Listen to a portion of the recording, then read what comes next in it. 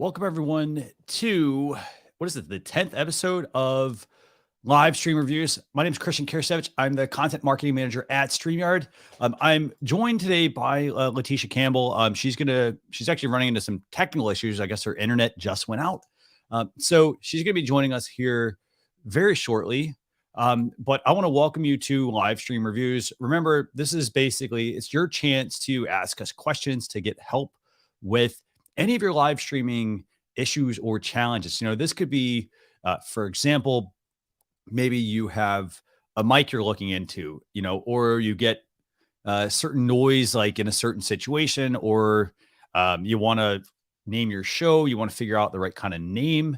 How do you get people to, tune into your show? How do you promote your show and whatnot? So, by the way, speaking of Leticia is actually here. So let me go ahead and bring her on. But before I bring her on, actually, do me a favor. Just do us a favor. Tell us where you are tuning in from. And also tell us, just tell us where you're tuning in from. So I'm going to go and bring on Leticia. Great to have you. Hey, Christian, can you hear me? I can, yes. You're using a different mic today, I think, right? Yeah, yes, I'm using my regular mic. You're funny, Christian. Okay, no worries. How are you? I'm good. How are you? Great. Crazy morning, but I'm here. Hi, guys. Hello, everyone. So, I know I was telling everybody, you had some internet issues. They literally just happened right before the show. But it's so great to see everybody tuning in from North Carolina. We got people tuning in from California. We got Georgia. Well, sorry, Las Vegas. I was about to click the Georgia one. We got Georgia. We got so many people tuning in. Wow. We've got South Africa, Cape Town, fantastic. Wow. Raleigh, Seattle. Wow. We've got British Columbia here as well, I think. Vancouver. Yeah, Vancouver, British Columbia. We've got Oregon. We got the Philippines. Everywhere. We got Cleveland. I mean, everyone's representing here. I mean, this is pretty amazing. Wow, they are really showing up. Hey, guys. Definitely. So thanks a lot for tuning in, by the way, everyone. I really appreciate it. Hope to see them on panel too today. That'd be super awesome. Definitely.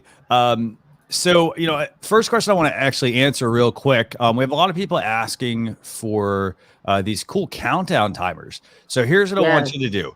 If you very simple, just send me an email to marketing@StreamYard.com. Mm-hmm. And then the subject, just put countdown timer. Countdown timer from LSR. Perfect. Do me a favor, send us an email. And what we'll do is I have those. I can actually get them out to you.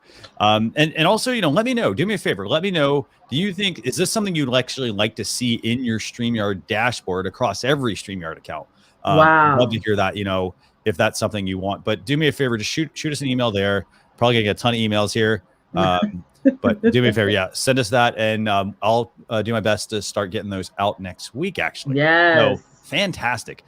So before we kick things off, for those of you who are new here, basically what we like to do is we like to talk about a topic for about 5 to 7 minutes. Mm-hmm. And then we want to invite you to come on stage with us. And, for that, it's very simple. I'll send out the invite link.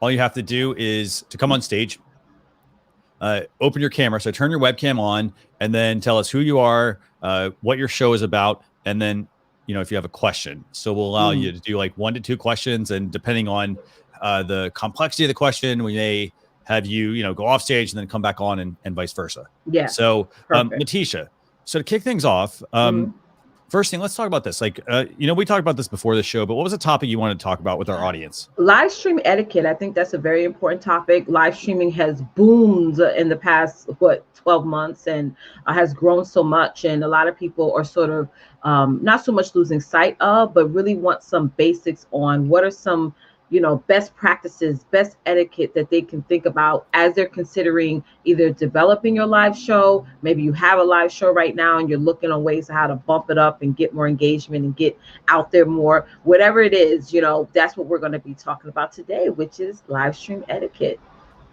So do you want to kick things off? Like, maybe tell people what the first, like how many do we have here? What do we got? 3, 5? Yeah, let's do 5. Let's do 5 Okay, for now. 5. I'm gonna jump around the list, but I will Sure. just case in point, because this happened to me before the show. Yeah. Check to see if your Wi-Fi or Ethernet. For me, this morning was the Ethernet issue. It wasn't plugged into the router. Make sure that is set up, because sometimes we think, Okay. oh, everything's plugged in, everything's connected. But I have 5 kids. You never know. Somebody probably kicked it out, or somebody tried to use it and put it in their laptop. I mean, it's so much stuff that can happen. So as you sit here, you're like, oh my God, it's 2 minutes to the show. Dang, if I had to just check that about an hour ago, I would have been like, lights, camera, action, I'm here. So make sure your connections are on point. You're in a good, if you're using Wi-Fi, you're in a good Wi-Fi area in your house. If you're using Ethernet, that all your cords are connected, so you don't have to check those things when it's time for you to show up for the show. Okay, so what's number 1? That's number 1. Make sure your connections are all connected. So is that internet or is that equipment? What is it? Both. It could be internet. It could be equipment. Check your cables. Check your cables and internet. Okay, perfect. Yep. Make sure number 1. Yep. Check your cables and your internet. By the way, awesome. That's right. Make sure your devices are charged up. You know what I'm saying? Okay. Make sure that if sometimes, 2. Like for me, like I've been using like 2 laptops and my iPad to do my classes, to do my live shows, and you could find out like the time of your presentation of your live that, oh my God, I only have 5% on my tablet, so I can't use that. And it does affect the flow of the show. Like it may seem excessive, but you having multiple screens in front of your face may end up being a productive show for you, because you're able to see everything in like a 360 view, right? Cool. Awesome. Number 3. So 1 is check your cables and your internet. Okay. Yes. Number 2, charge your devices ahead of time. I'll say this: there should be no reason whatsoever that your devices are not charged and ready to go. And here's the thing: for example, this show. So this show starts at 12 o'clock. I don't show up at 12 o'clock.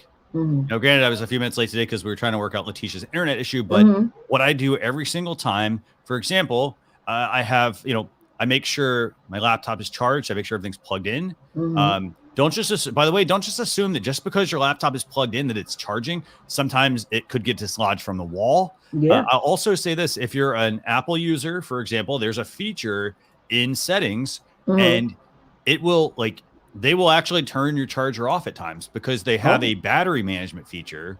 So if they notice that you're not using the battery, for example, using it on battery and using it on power, what they will do is they will actually disable that. And then you'll go look at your battery and you're like, well, why is my battery not 100%? The other thing also is, make sure you charge anything that needs to potentially be charged. So for example, I use a Bluetooth mouse here, for example, and this thing, it does have to be charged. And what I do is, if I notice like, oh, hey, I've been using this for quite a while, I will go throw it on the charger because I don't want it to run out during the show. Fingers crossed, by the way, that it doesn't run out this show. So I try to do that. I try to make sure if I've got an external battery, like for example, I power my camera off of a dummy battery. Basically, it doesn't have a real battery in it, so it plugs into power.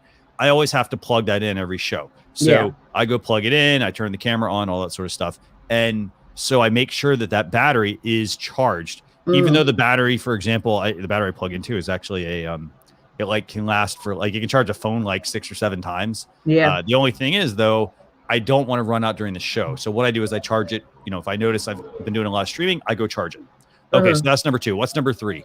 Number 3 is, we got to talk about this thing. If you are going live, it's a live show. So you got to engage with your audience. Yep. And sometimes people are afraid to do that. Is you got to if you see somebody on your live, you got to call their name out. You got to say, hey, thank you so much for coming on the show. Christian, you did something that's definitely great live stream etiquette by you asking everybody, where are they tuning in from? Not just to get an idea of where your audience is expanding, right? It's also to get them to participate and engage. So if you go live consistently, let's say you start going live today, you're starting to do a live show every week. Eventually, faster than you think, you're going to get your fans coming on all the time. You're going to start to see 2 or 3 names, common names that you see all the time. So you want to call them out and recognize that they are patrons of your show. I do that all the time, and it keeps them coming back. So I get kind of frustrated when, despite it, if it's a pre-recorded show, but it's actually a live show, and I notice that the person is not even talking to the audience that's showing up. It's like somebody's coming to your house and you're ignoring them, right? They're like, hey, hello, how you doing? Oh my God, you're amazing. They're sharing your stuff. It's like, you have to ask them to share. You have to ask them to invite, tag, whatever you do to get them to share out your content, but also show that appreciation of the fact of communicating with the people in the comments, answering their questions, talking back to their comments. Those things are very much so important because it shows your audience that you're listening to them as they listen to you. So that part is very important, especially if you want to build that live stream audiences with consistent people who are showing up to your shows every day or every week. Definitely. No, great point. Okay, so like, what's number 4, by the way? Number 4, prepare those offline graphics, right? Prepare your graphics offline, I mean. So everybody's more visual now, right? Because live streaming has exploded in the past 12 months, as I mentioned before. So, even if you don't have a graphic designer, Canva has, I would say, probably thousands of thumbnails and graphics and in-screen stuff that you can just takes you about 10 minutes to create.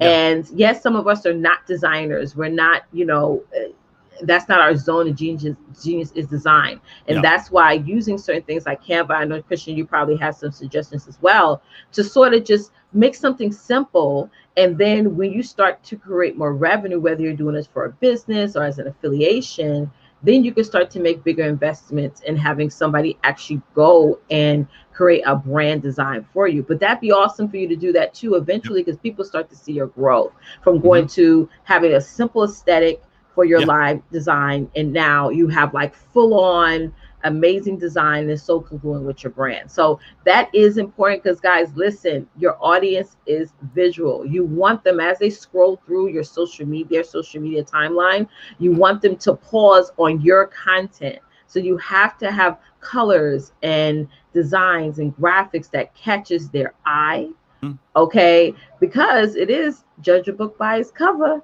You know what I'm saying? It is that way, so making something simple. There's some shows that I do that I just don't even have my team do. I just create a simple graphic for it and then have that posted up all the time. But yeah, something simple as that is awesome. Yeah, Canva is the bomb, Rudy. Absolutely. Yeah, we got a great comment there. Yeah, so a lot of people like in Canva. Let me see what we got here. So Artis, I love Canva. Rudy is talking about, I love Canva as well. I would say there's also another tool I use. I use Easel as well.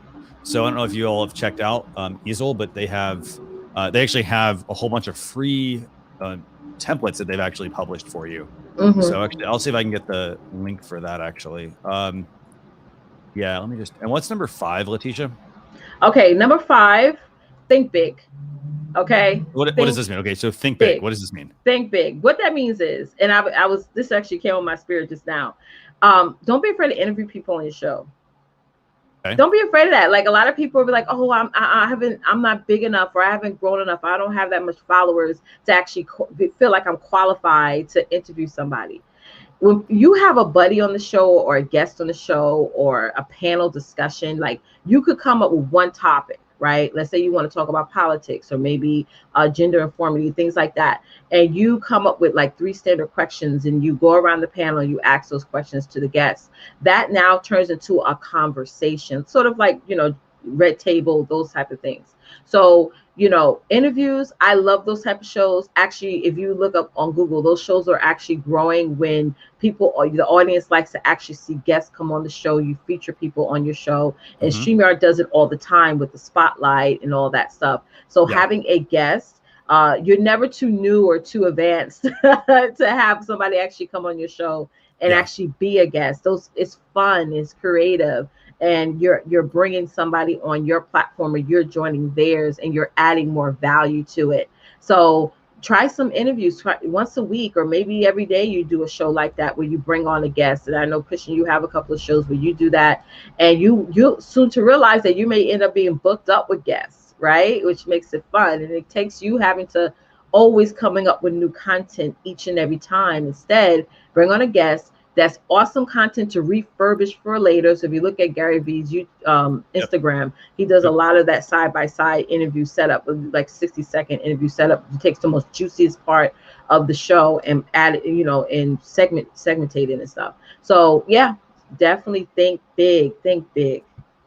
And speaking of that, by the way, so if you want to repurpose your live streams, and here's the thing, I would look at what other people are doing, but don't copy them. And we mentioned, like, you and I talk about this all the time, Leticia. A lot of the people have teams that do all their work. Yes, absolutely. So the person's not everywhere. They want you to think they're everywhere, but for the most part, they have a whole team that actually is doing all of that stuff. Yeah, so, absolutely. if you want to repurpose your live streams, check out this tool. It's called Try Lately.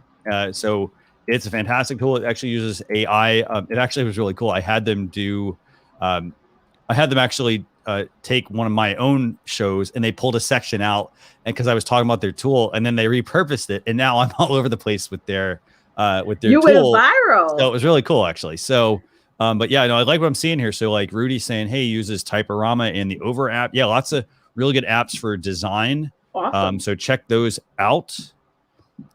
So what I want to do now is, let's do this. If you have any questions about like live stream etiquette, I know somebody asked about a checklist here. Do you recommend a checklist, Leticia? How do you work? I do recommend a checklist for sure. First, sit down and think about what do you require the guest, or what pre-planning it needs to be done for the show. For example, I have a show where the guest has to promote the show as well. So if they're going to be on my show, they have to promote the graphic, they have to share it to their email list, things like that. That's like almost a requirement across the board for anybody who's doing a show.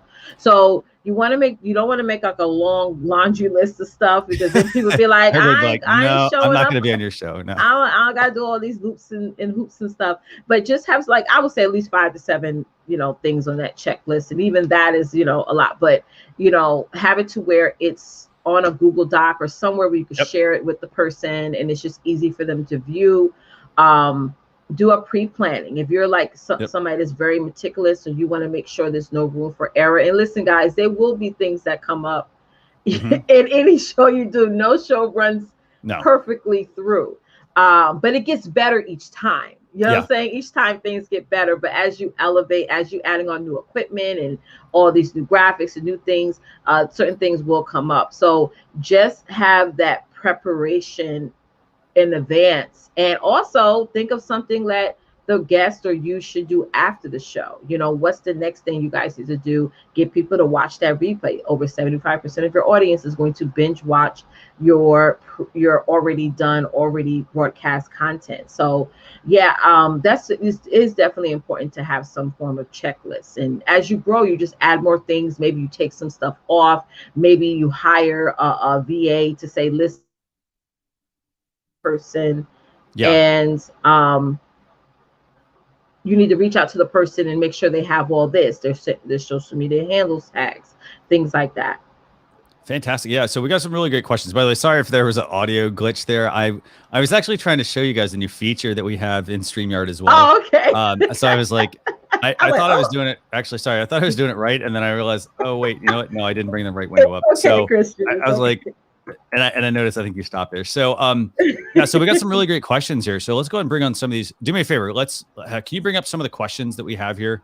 That you're getting. Okay, so Anita said, this is a great question. Anita, Sonia, she said, how to ask guests to promote our show. You see that comment? Yeah, so you have access to this, I think, right? No, not on my end. Oh, okay. No. Okay. No. Cool. Okay, so how to ask the guest to promote your show. Okay, so lots of really great question, actually. So Leticia, do you want to take that one first? Absolutely. I mean, it's just as simple as you telling them, listen, we need you to promote the show. And you have every right to ask the guests to promote the show. They're going to be on your platform. You're actually bringing new organic traffic to their audience that they didn't have to nurture the audience for. So here's the thing about guests. Your audience trusts anybody you bring on your platform. So please understand, guys, be very careful who you bring on your platform. Make sure you do your research about that person. Make sure that person is a credible person, whether they are new to the game or advanced at this. because you're like co-signing that this individual is somebody to either do business with, partner with, or whatever, right? Yeah. So now it's, you have every right to ask that guest to promote the show. You have every right to tell that guest, if let's say you're doing the show in 7 days, you have to tell that guest, listen, you need to post or talk about the show every single day up into the show. Another thing is you got to give that guest copy, meaning that if they have the graphic, and you know how you have to put something in the description section of your posts, whether it be on Yeah. Twitter, Instagram, whatever, give them the copy so they can copy and paste it. Do not leave it up to them to figure out what verbiage or languaging to use to promote the show. And it gets them to promote it easier, so they don't have to go do the work to think of things, because it's your show. You know the culture of the show, you know the vision of the show. You sat up all day and night probably thinking of the concept of the show, so a guest cannot convey that for you. You have to do that step to give them that content and say, okay, day one, this is the graphic I want you to post, this is what I want you to say. Day two, let's start the countdown. 6-day countdown, this is what I want you to say in the description section, so that they know, so make sure they have, I call it like a marketing kit, that you give to that guest so they can promote it and promote it effectively in the way that you want them to promote it. That's a very good point. So so what I want to do real quick is I want to talk about that one. So Leticia, do me a favor, actually check the private messages. That it's put, and then so what we're gonna do is I will take this question here. So I'm gonna bring Leticia back in a second. Give me 1 second. So in terms of promoting your show, I mean, the thing you have to remember, and it's so crazy because it got really quiet actually. So that was why I'm like, okay, this is a little different. So the thing with promoting your show, so you have to look at it like this. You're going to want to send people, as Leticia mentioned, you're going to want to have some sort of script that could be a Google Doc, for example, that has, or Google Drive folder that has the instructions that you want somebody to follow, and your show, you should be building one of these as you do more and more shows, because it makes your process easier. So it's like, hey, here's what I want you to promote. And you could start to craft a couple of tweets, for example, and all you have to do each week is replace the URL, send it out to your guest. In addition to that, a couple other things I think are really important. Some shows and even like having you on, so like having you on a show, having you on a webinar or a conference or any of that, or an event. What some of those places will do is they will actually use you promoting the show as a means to have you back on. And so what will sometimes happen is, if you're not doing that, for example, they actually won't have you back on the show. So you do need to pay attention to that. It sounds like, okay, so why would like you remember you're a guest on someone's show, but you want to make sure it's like being a guest at somebody's house for dinner. Same exact thing. If you're coming to somebody's house, like, you don't just show up. Most of the time you show up and it's like, oh, hey, can I help you with something, for example? So like you're offering to help somebody, they're not necessarily going to not have you back, but you get the concept, I think. So let me know if that makes sense to you all. And then overall, I'd say this, people, you're going to get people that are not going to promote the show, unfortunately. You're going to send them, you just need to keep doing it and build a process. So for example, as you have people on your show, what you'll notice is you'll be like, well, hey, this person, they do a really good job at promoting my show. So, hey, let's actually have them back because they seem like they're vested. However, if someone else, you invite them on, doesn't matter how good of a guest they are, if they're not promoting your show, why do you they're benefiting from your show. You're not benefiting at all from having them on your show. Does that make sense? So keep that in mind. So I'm gonna go and bring Leticia back on. Leticia, thanks a lot for joining me again. So let me go back through some of these other comments here real quick. And then other thing I want to actually do real quick before I bring everyone on, is I want to show you guys a new feature that we just launched at StreamYard. I know we talked about this on the town hall last Sunday, but this, literally, I think it was yesterday, we launched a new feature. And I'm going to actually show you all this, right now, actually. So, okay. By the way, your mic sounds fantastic. I mean, you did some sort of change. It sounds great. Oh, thank you. It's like super quiet. Like I was like, oh, so here's the new feature. So I'm going to go and demo this for you all. This new feature is the ability to record individual audio tracks. So the way it works, it's very simple. So if you go into settings, so you create your StreamYard broadcast, and then so now I'm in a broadcast, as you can see. And then I go to my settings menu here, and you're going to see this option says record a separate audio file for each guest. And this is in beta. And all you have to do is check this box once. And every time you do a live stream, if you have a StreamYard Pro account, by the way, this will give you the ability to download both your audio tracks as individual tracks. So I'll give you an example. So for example, like right now, we have Leticia and we have myself on here. So if after the show, I'd be able to click the download option and download the video, the full audio, or the individual tracks. And that would give me my audio and Leticia's audio. Now, here's the other thing. As we have guests on, they're now going to become individual tracks so that we will have the ability to repurpose that into things. Like, for example, if you wanted to turn your live stream into a podcast, let's say there happened to be some dead silence at some point, or maybe there was a point where like somebody's mic stopped working, you could easily trim that out without having to mess up your entire broadcast. So this is if you want to repurpose this. So there's a new features for StreamYard Pro users. So definitely something worth checking out. I don't know if you all have, I know we've got a lot of people that have been asking for this. So very simple. I'm going to just walk through real quick again how you do this. So I'm going to go all the way back to my StreamYard dashboard. So I'm in a StreamYard dashboard here. Let's say it's this testing broadcast. So I'm going to go into the broadcast. I'm going to now go over to the right-hand side here. So I'm going to enter this without my mic on. No big deal. I'm going to go over here to settings. And then I'm going to click on record a separate audio. It's already checked. I'm going to check it. So check it. Very simple.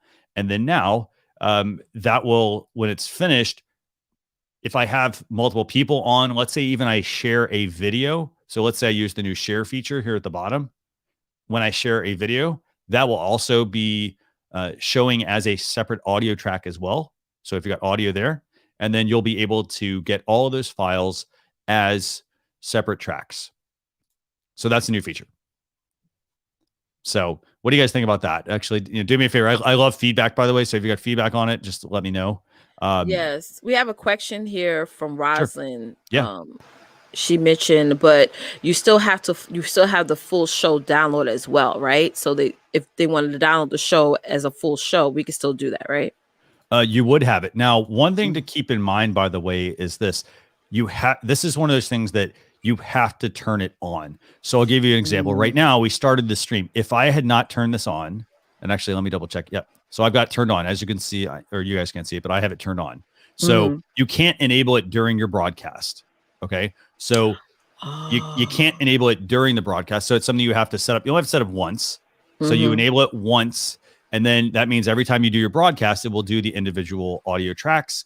And then you have to set it up before you start the broadcast. So I can't go back to like last week's episode, for example, and enable it.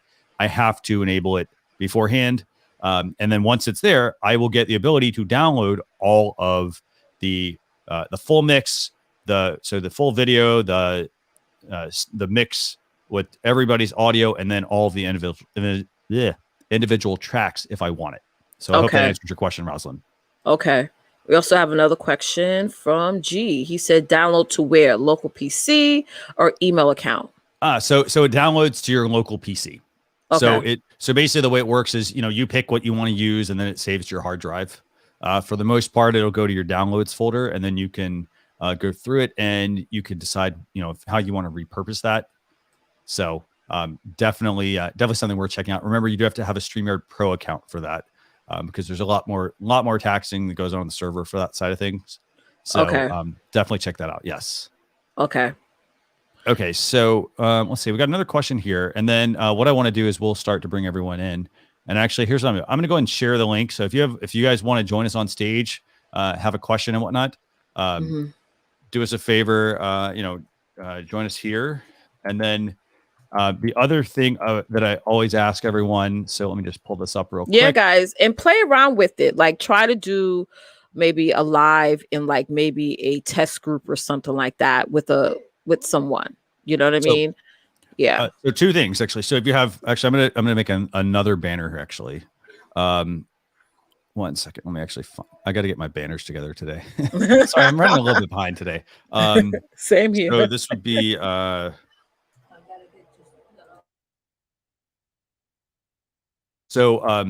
got a couple of things here for you. So I'm just going to put these in the. I'm just going to put them in the chat. So basically, the first one is if you have a question, use hashtag ask. And if we haven't answered your question, just put it in and then it'll go to the bottom and then we'll get to it. So first thing is hashtag ask. Second thing is if you have a feature request, put in hashtag feature in your comment, preferably all at the beginning, by the way, that really helps. Then I'm actually making notes while we're actually talking about all this stuff. So if you have feature requests, I'll put them in. And then the other thing I wanted to mention was, again, if you want the countdown timers, just email marketing@streamyard.com. And then the subject would be, let me just put this up real quick, would be countdown timers from LSR. Mm-hmm. Very simple. Okay. Yeah, someone's asking, do they so it is confirmed that you have to have a pro account in order to use this feature. A couple of people are asking that. Yep, it's a pro account. Yes, it's a pro account feature. Mm-hmm. Okay, so and by the way, Gabriel, I'll bring you here in a second.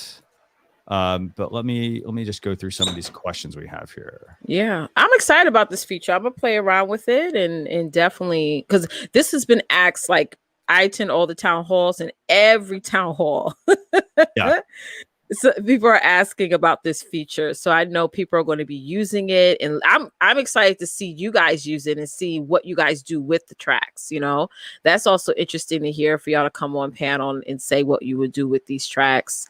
Can you just say, yeah, go ahead. Go ahead. What were you gonna say? No, I was reading a comment. Go ahead. I was gonna say, if you have questions about the individual audio tracks, we have a knowledge base article. I'm gonna put a link to that in the comments. In addition to that, you also can reach out to streamyard.com/contact and chat with our support team if you have specific questions. Wow, this is crazy. We got a whole bunch of people. Yeah, they're flooding in. I see Martin, I see Gabriel, I see Rudy. Okay, so let me do this. Yes. Okay, so we're gonna take care of that. Wow, we got Mario. Wow, awesome. So remember, by the way, do me a favor, David and Text Queen Tanya, if y'all want to come on, do me a favor. We ask that you turn on your camera, please. Definitely do that. Yeah. So let me just go through some of these real quick, and then we're gonna bring you guys in. Okay, so yes. Okay, so Rudy, great question. Would love to have an option to have a separate room. We can talk or disable background speakers to hear what I may be talking to. Good request, actually. So let me make a note of that. Leticia, feel free to manage the comments while I'm doing this. Mm-hmm. Absolutely. Okay, so I've got Rudy's. So go ahead. Tanya asks, and she's probably. Yeah, Tanya asks, what software do you use to edit your live stream prior to uploading to YouTube? Can you clarify on that? I'm going to let you take that question. I do not edit my live streams before I put them on YouTube. I put them up exactly. Me either. I don't either. No, I don't do that either. Yeah, she's going to be on the panel. I see her name on the bottom there. The process. Yes. Let me just go back. So Rudy, got your question, got your comment. Let me pull up Mario's here. Mario wants to know what can I use to build a website? Lots of options there. Wow, that's a tough one because there's so many options. I'd start with budget. I think budget's the first one. Yep. And you got to think of the goal. You got to think of a goal. So you should do, I call it mapping. So you should just map out like, okay, someone goes to your website. Where do you want them to go to? What's the first experience that you want them to have? And then if you're going to have a website that has multiple pages, maybe thinking of maybe doing a funnel versus a website first to start to build traffic. And then when you launch your website, now you have traffic that you're able to send out emails to or messages to for them to go to your website. So that way you could boost up your viewability on your site. So think about the goal. because yes, we all know, having a website is like what they call it, online real estate. But you just don't want to have a website and a website just be dead and it's not a functional website. So you got to think of a goal. Are you selling products? Are you selling courses? Are you doing services? Yeah. What is it what's the purpose of the site? And then what's the goal? And then what's the call to action that you want every single person to take before they go, once they land on your website. So, and you got to promote your website too. That's sometimes we miss that. We think, once we start a site, people are going to start beating down the doors and coming to the site. That's not true. You may be the 2,726th site link on Google on that page. So sometimes people never land on it, even if they're looking up a particular keyword topic that you are affiliated in. So you got to promote your website. You got to have a goal in mind for it. It has to be functional. Yeah. Budget is important. People going to, I remember when somebody approached me about a site and I paid all this money and I'm like, oh my God, I wish I didn't do that, because now if I want things edited and, sometimes you can't, get the featured or edit it the way you want it to. So get educated. Do you want WordPress? Like, educate yourself first. Educate yourself first on that. So Mario, I'll chat with you offline on that. I mean, because I know you probably have a bunch of questions on it. So we'll chat offline about your website. One other thing I want to add about, I want to flip that question around. Go right ahead. Ask the question, should I have a website for my live stream?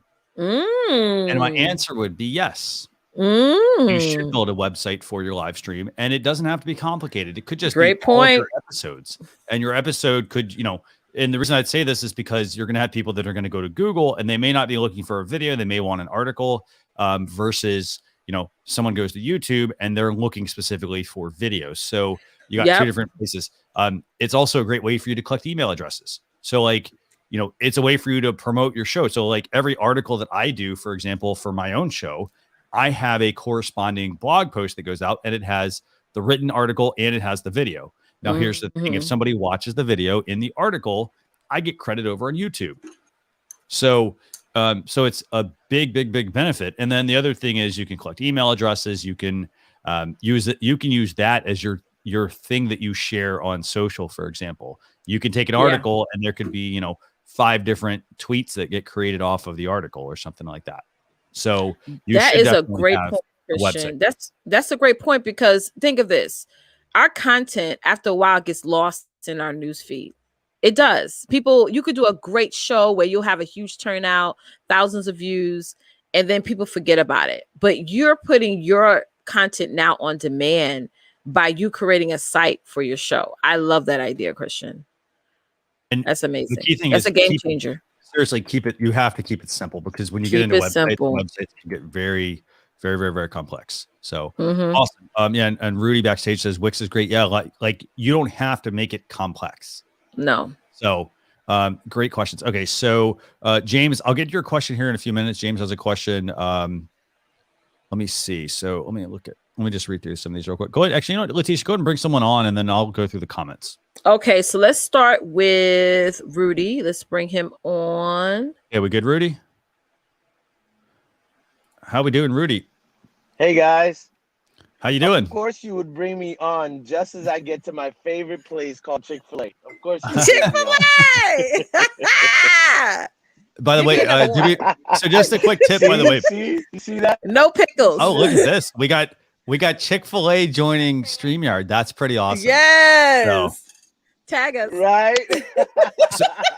So do me a favor. I hope you're not driving and talking to us. So I'm in line now, so I'm not he's driving. At the drive-through. Okay, cool. So we'll make this quick. Okay, so this is Rudy LaRose. What's your show about? What's your question? So my show is unique in the sense that it is in a closed group on Facebook. Okay. We do a show called The Confident Man Cave, and it is specifically for entrepreneurial men that's looking to elevate in as far as personal development and things of that nature. We've been doing it for about a year. We've been using StreamYard for about a year and a half. I love StreamYard. And when we first started, I was kind of like doing everything in the back end. And then a gentleman came in and said, hey, I love what you guys doing. Can I help?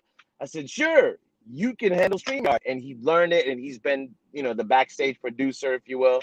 My question is, the only issue that we're running into is because he's running it now from the backstage, and when we do the post that we're going to go live on Tuesday nights at 7, it shows that his name is going live. And then when we are live, it's saying that his name is actually going live instead of the group itself.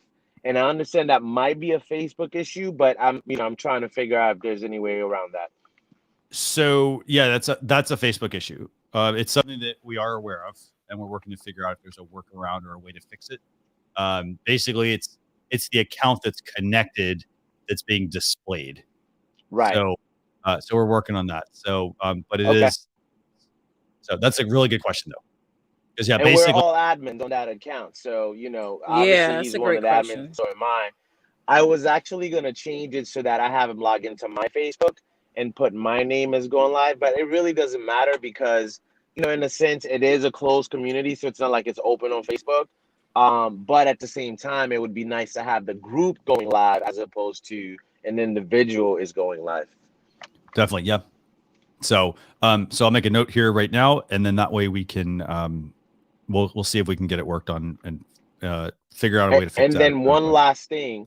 I don't know if there's a better way to handle the whole StreamYard allow Facebook user comment, because that's driving me crazy, where it says a Facebook user has a comment, but they don't pay attention to actually allowing StreamYard to make comments on their behalf.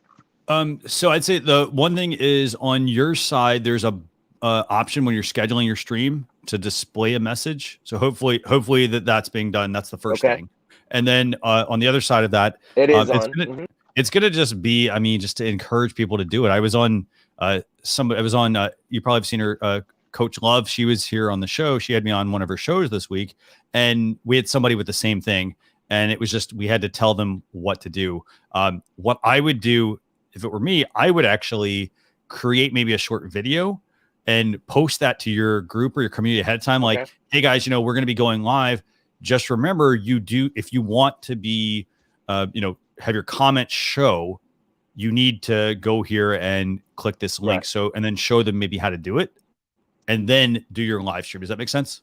That makes perfect sense. As a matter of fact, I'm going to go a step further and do the video and a post meme every time we go live, so that everybody can see, hey, make sure you do X, Y, and Z. That's a great feedback on that. Thank you so much, guys. I love the energy. Love StreamYard. You guys are awesome.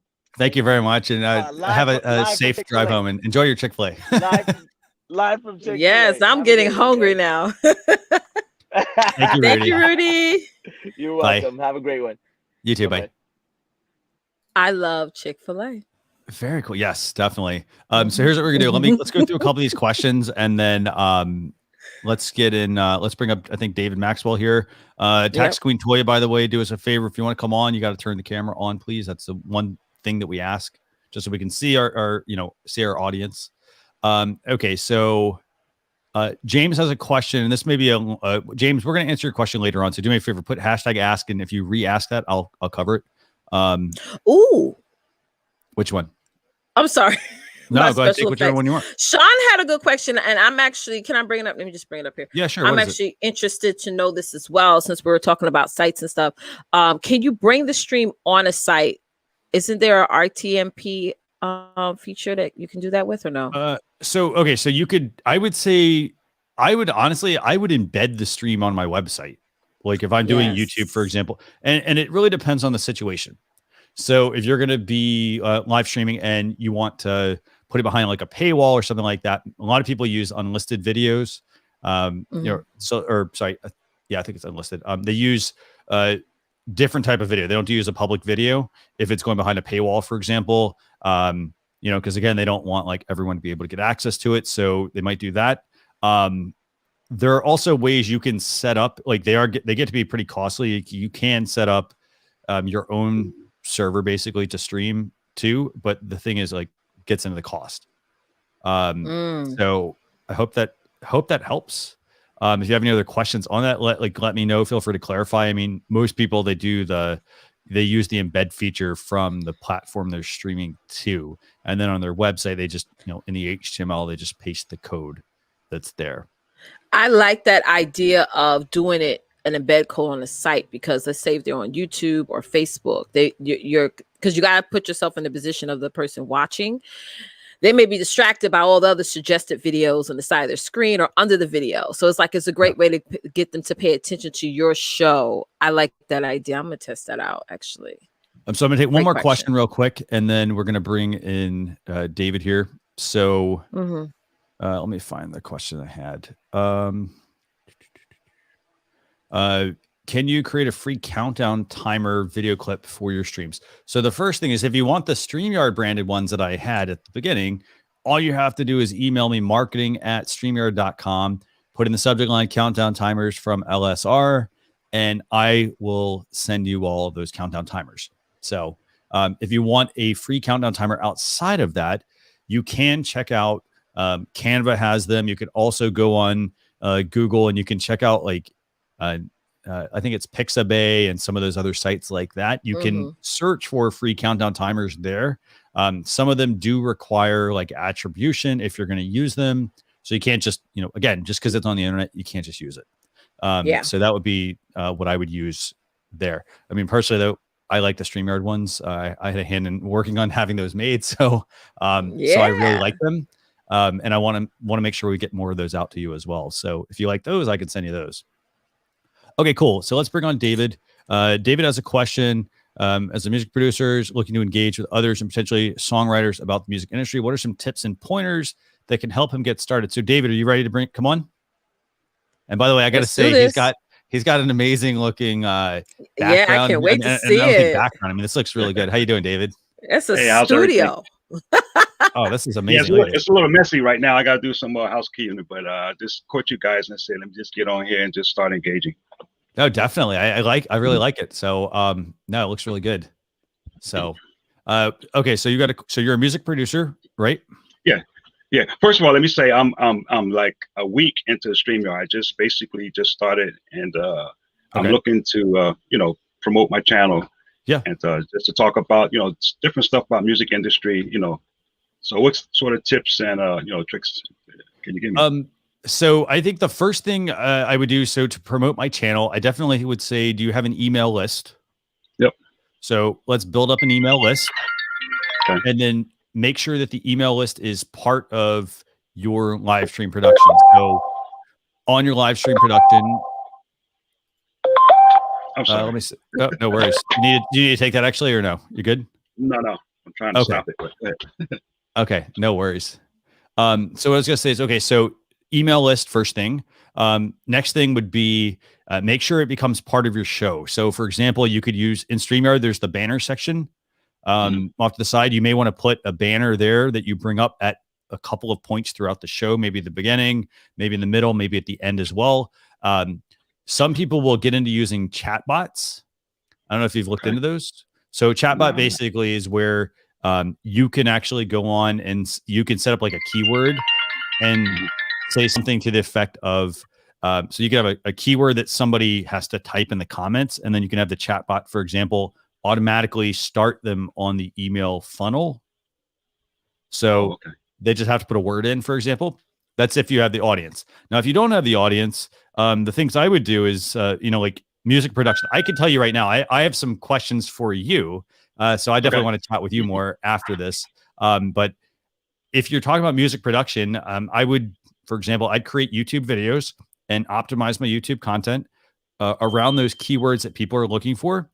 And then what I would do off of that, that's how I would actually build up my audience, because I think, you're going to have to put out obviously some like really good videos, and you're going to have some that are some are going to hit and some of them are going to flop, tutorials and stuff like that. Yeah. Exactly. Behind the scenes. Yeah. Exactly. Cause I will say right now, like the fact that you're a music producer, I want to like pick your brain, because I'm like, I have so many questions about that. And I'm like, who do I go to? So that's the next thing. And then I think the third thing I would do, or fourth, the other thing I would do is I would also try and get involved with other music producers. So for example, if you go into Facebook, like I'll give you the example of people that want to do live streaming. For example, they join the StreamYard Facebook group. If they want to get into podcasting, they go join a generic podcasting group, and then they interact with others who are doing the same thing. And Absolutely. then that will get you hopefully networked in with some of the people as you're like helping people, giving, tips and pointers, and people I think start to recognize, hey, David has a lot of value. And then they might want to invite you onto some of their shows or potentially some of their events that they're doing to speak at some of their events and that sort of thing. Yeah, I agree. That's good information. Yeah, it helped a lot. Yeah.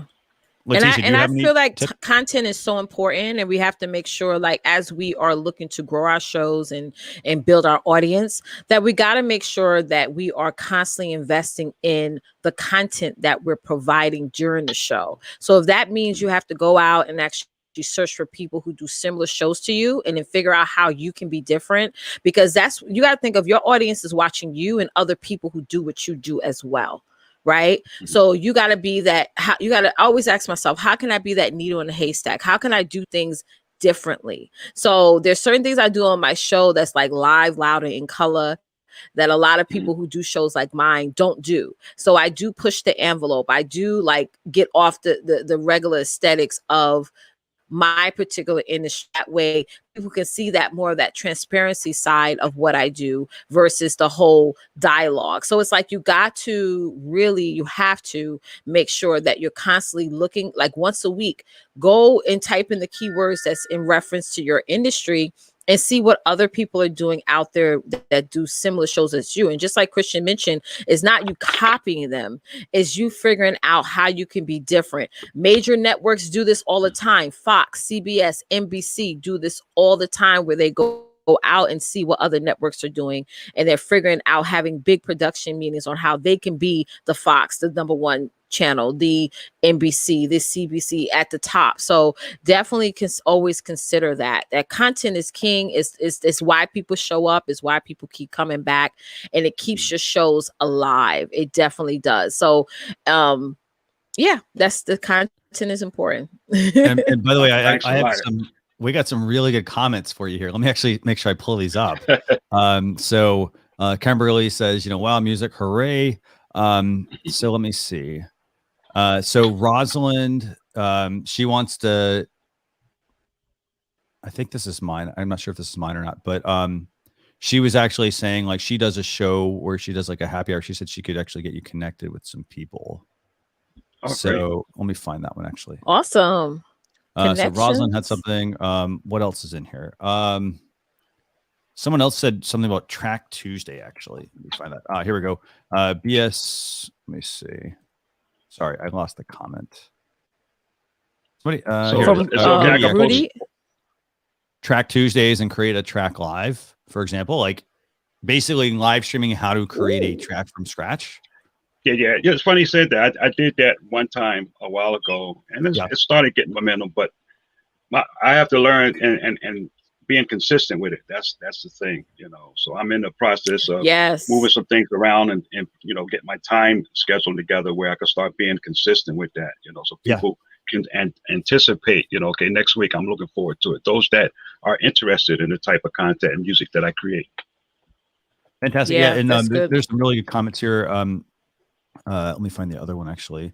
Rudy also says you could do a collab show. Another thing to do. Mm-hmm. Yeah.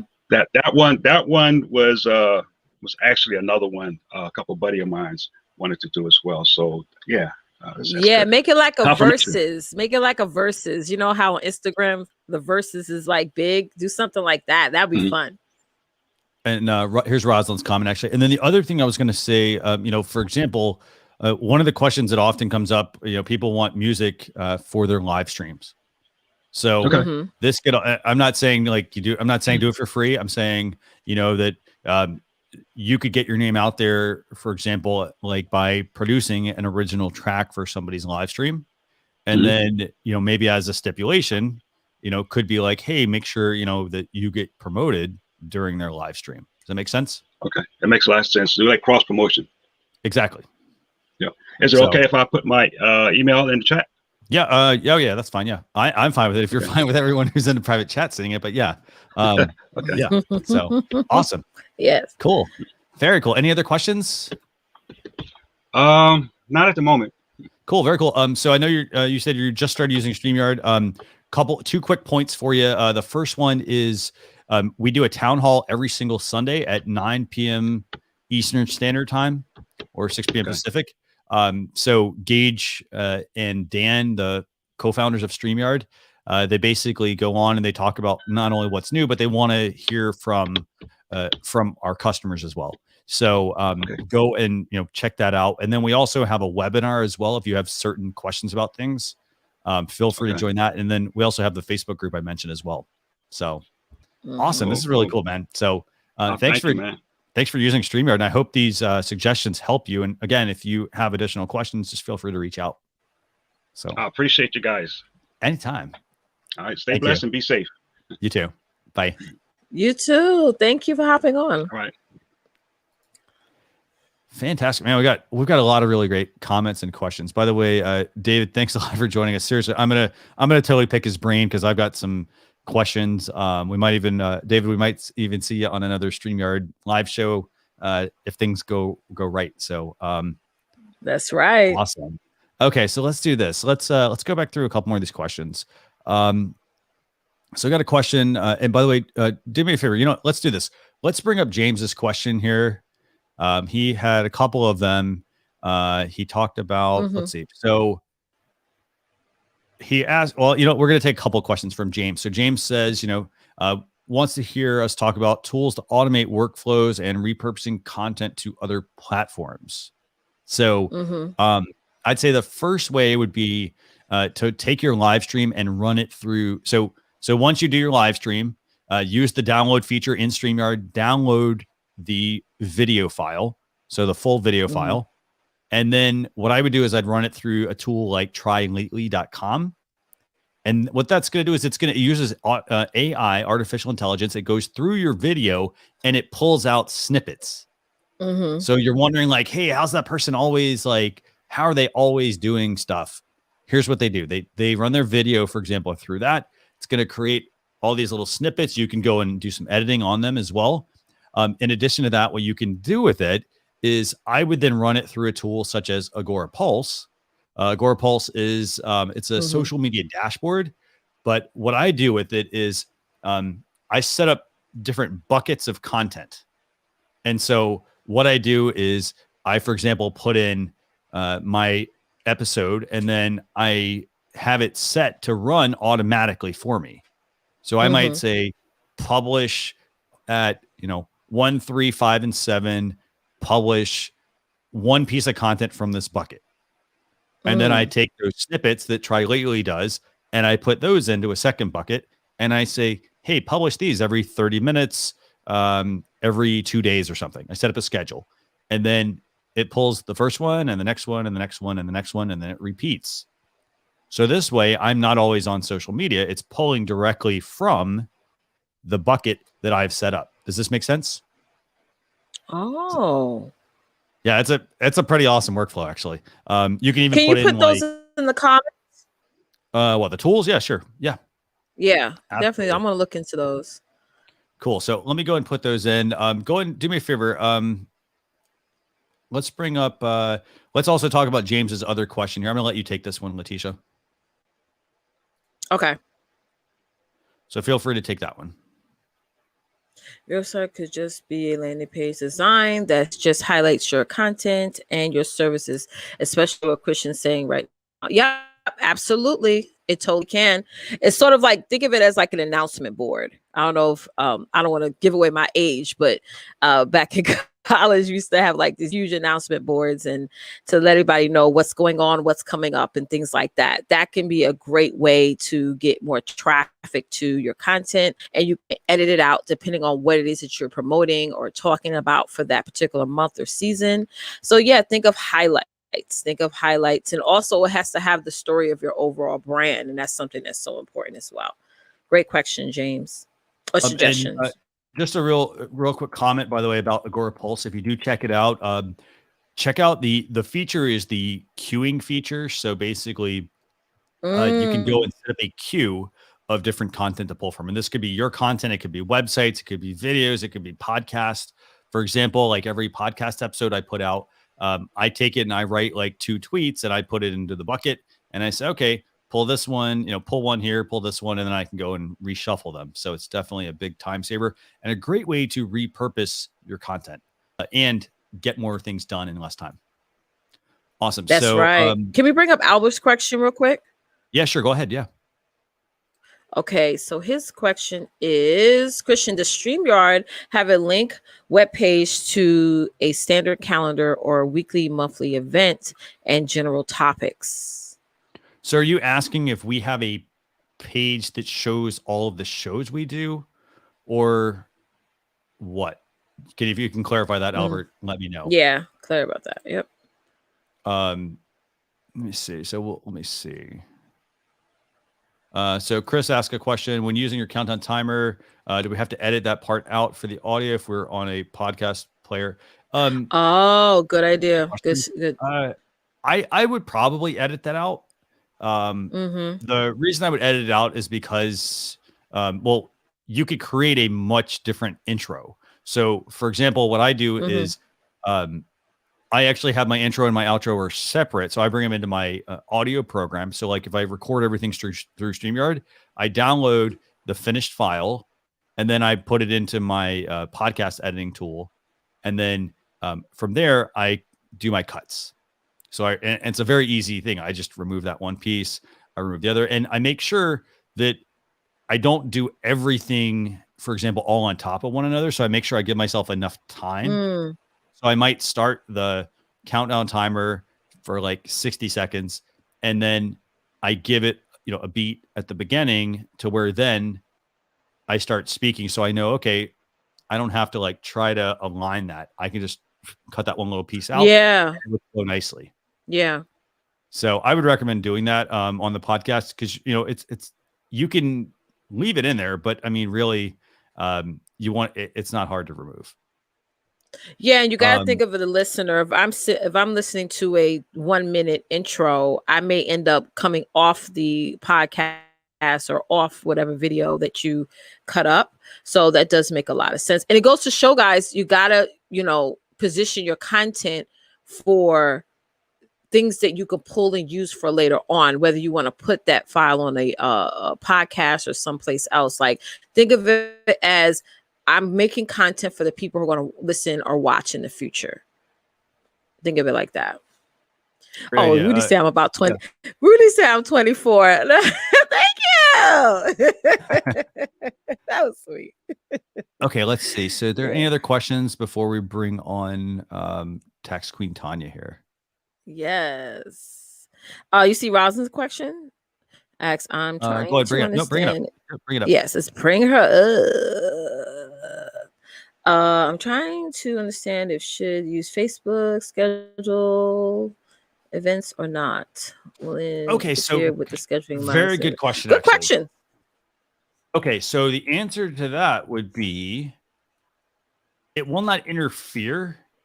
It can help your live stream. I won't say that like it does, but basically what happens is you can use the Facebook events. So basically you create your stream on StreamYard.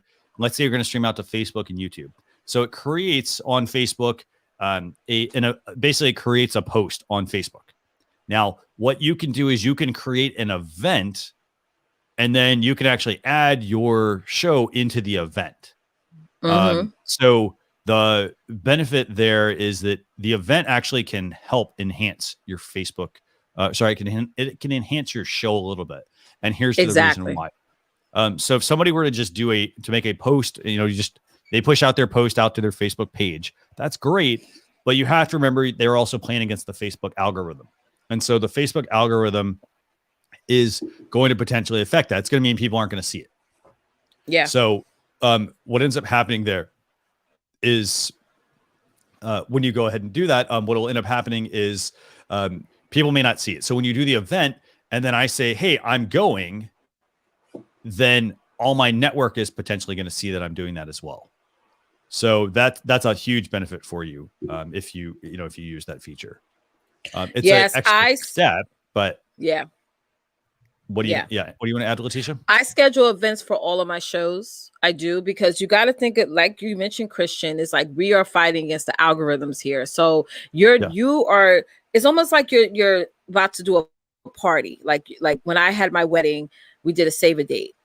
So you got to think of it like that. Okay. You're getting your audience prepared to show up to some place. So it's like you giving that event is giving that extra reminder, like, hey, you need to be here, and here's why, and here's what you're going to learn, and here's what you're going to walk away with after you see this. So even for this show, I have 4 Facebook groups that I manage, and I scheduled this the event for this show in all those groups, and had my audience go to the YouTube page that is, you know, being on for this show. So yeah, schedule events. It's not going to hurt. That's what I'm trying to say. It's not going to hurt to do that. No, definitely no. Mm-hmm. Okay, so let's do one more question, and then we're gonna, you know, let's do this actually. Let's go bring up Tax Queen Tanya. Tax Queen Tanya, you ready? Okay, so I want to thank you for A, being patient, and then B, thanks for coming on screen with us. How we doing, Tax Queen Tanya? We're good. Can you guys hear me? We can, Loud yes. and clear. I was watching you guys on my iPad, and I had to hook back up my webcam. Yeah, I did all that. Okay, my question, and I didn't get the answer. You guys answered it, but you know, in between, I missed the answer. How do you go about editing your video for YouTube? Because I'm new to YouTube, okay? And I was told to use, like, I use InShot. And now that particular program, you can actually use it on your desktop. Okay. Yep. Okay. So yeah, that's the first part. Go ahead. Okay, you're a Mac or PC user? Let's start there. I love PC. Okay, PC user. Okay, so InShot. So basically, you can edit on InShot. There's a really good. They have a mobile app and then they have a desktop one. Leticia, do you have any PC apps you use to edit videos? I use the one that's already built into mine. And it's simple editing that I do for mine. So I don't know the name of it though, but it is built already into the computer. Okay. So when I purchased this laptop, it came with it. That's what I'm trying to say. Video editor. Okay. I would throw out HitFilm Express actually. So HitFilm Express is it's a free/paid software. So it's free, but then they offer a lot of really good features that you may need to use. So InShot's going to be easy. HitFilm's going to be much more feature packed, i.e. like you could create a whole movie on this if you wanted to. And literally in your case, all you're going to do is you can either create your videos right in there, or you can bring in something that you want to just trim. And then if you want to trim, you bring the whole video in, and then we can just, cut this part, cut that part, re-export it out to the file type you need. Does that help?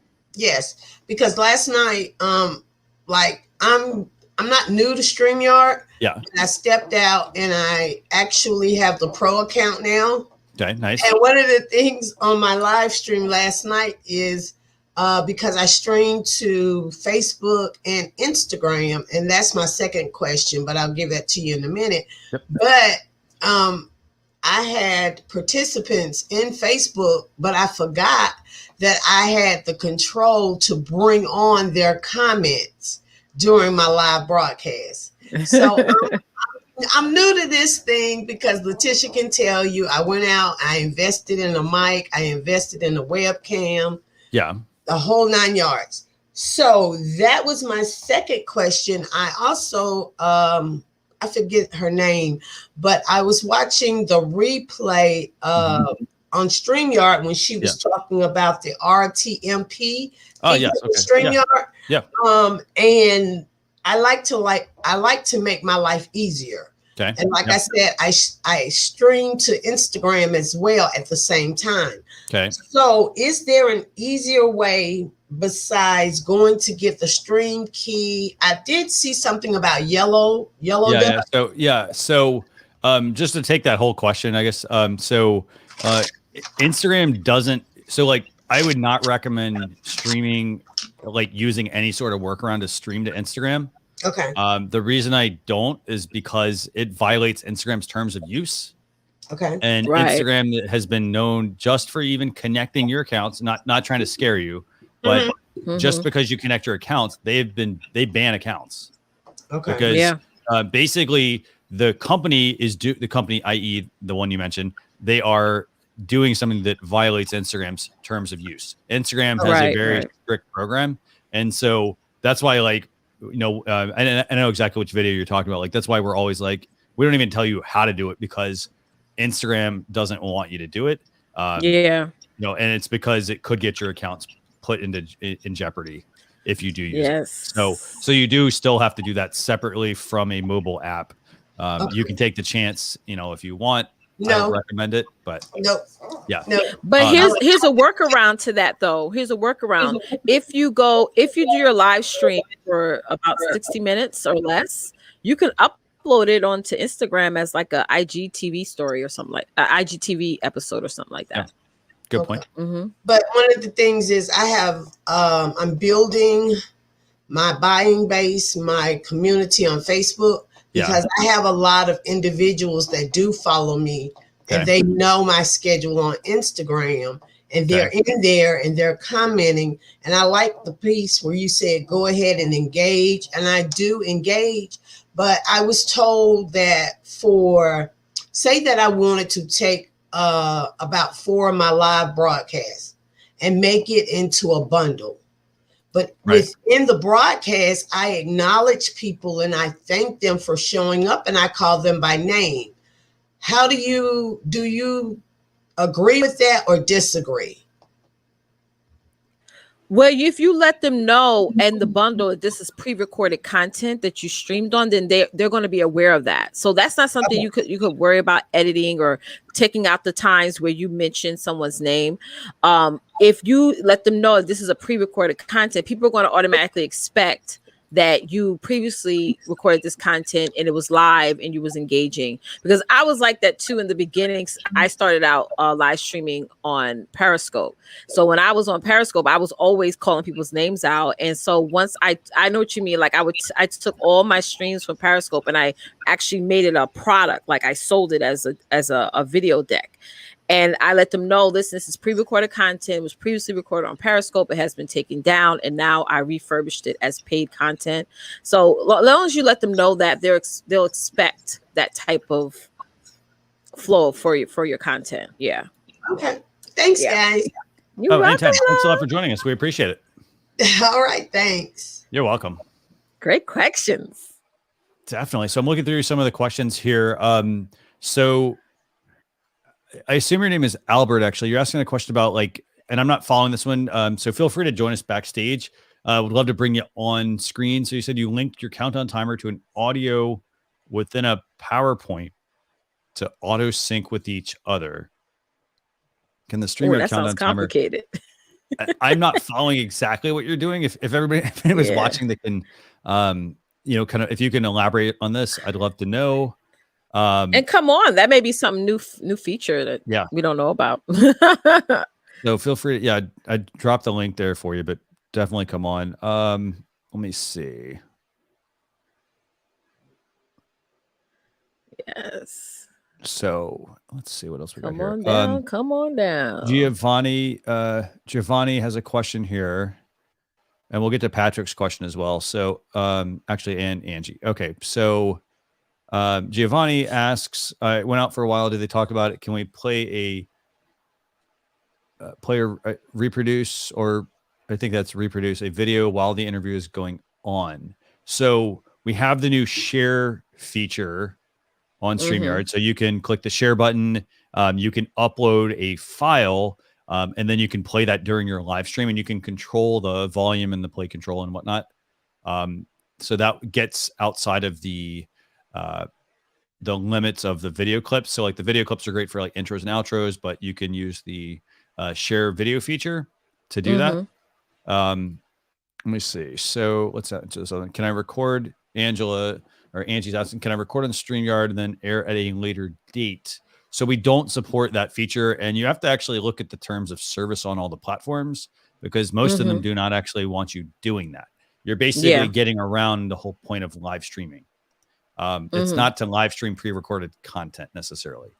Like they don't like Facebook, for example, has a feature called Facebook Premiere, where if you create a pre-recorded video, you can then upload it and premiere it like a live. Yeah. But that's natively on the platform. They want you, if yeah, you're and they want I you on would the rather platform. use the Premiere because Facebook actually promotes your premieres for you. So they'll tell your audience, such and such, whoever's following your page, such and such is premiering a video now. Yeah. Yeah. So so that's what I would do there. And then I see Albert's joined in the background here, so we're gonna bring him in a second. And then let me look at Patrick's question. So I struggle with the fact I can't boost a post coming from StreamYard on my page. So that's actually not a StreamYard limitation. That's a Facebook limitation. Yeah, actually. that's a Facebook thing. Facebook doesn't allow you to advertise. Sorry. I should rephrase that. They allow you to advertise, but they don't allow you to advertise on live stream. Yes. They don't let you do it until like typically after the fact. Exactly, but you could make an event on your page, Patrick, and like boost that. Like, but you're not. Good idea. I hope this makes sense.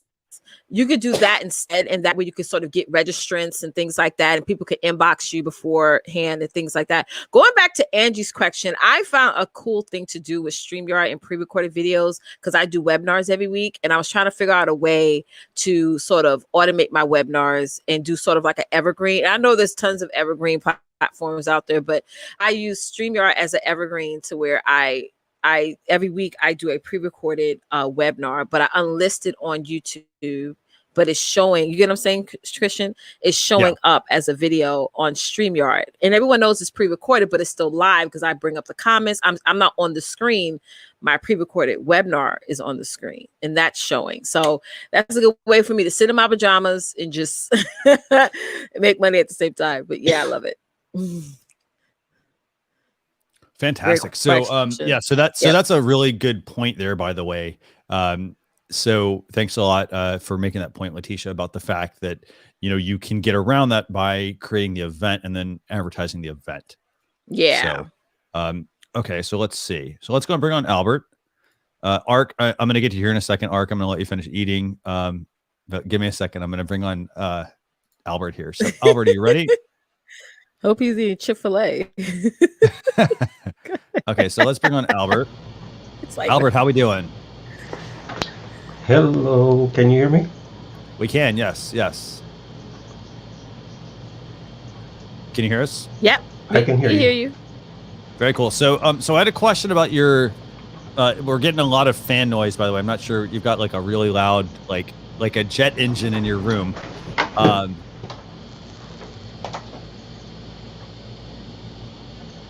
Nice keyboard.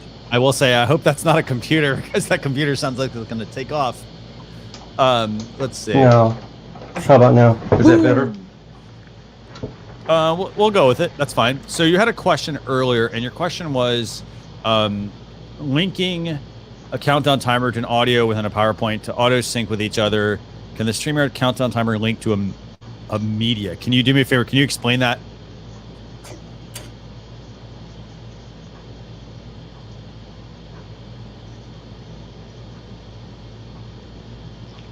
Okay, can I see you guys? We're right here. Yeah, we're here. Yeah, we have you just full screen right now, so I can zoom out. Okay, there, that's better. Okay. So what was your question? Oh, can you share my screen? What's the question we have actually? Because we had a question for you based on your question, but like what question do you have for us? So I have a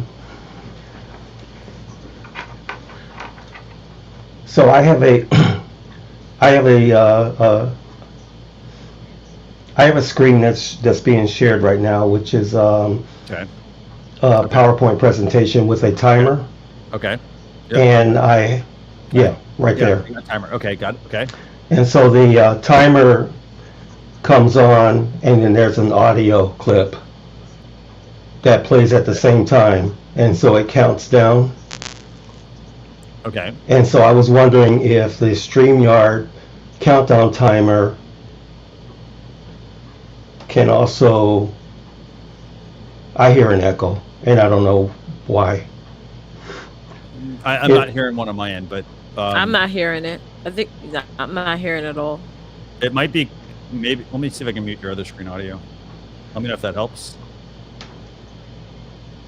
So, okay, so you have this countdown timer. Okay. Okay, so he's got a countdown timer. I'm trying to figure this out. So you got a countdown timer in a PowerPoint. Okay, great. So when you click to play that video, chances are it's going to go out to the web and play that countdown timer. I know our countdown timers don't link to anything. The countdown timer is literally just a static, I want to say static. It's a video file. Mm-hmm. So it's a video file that is counting down. Mm-hmm. So let me unmute you and you let me know when you have a second. And while we're waiting for his audio to come back, let's see if there's any questions we can answer here. Yes. Chris, yes, you can premiere on Facebook. Yes, you can. Yeah, so you can actually download your stream and upload it as a premiere on Facebook. So let's keep going through the comments while we wait for Albert to come up. I think there might be an issue there with something. But yeah, feel free to bring up comments, Leticia. Yes. Okay, so now that came up.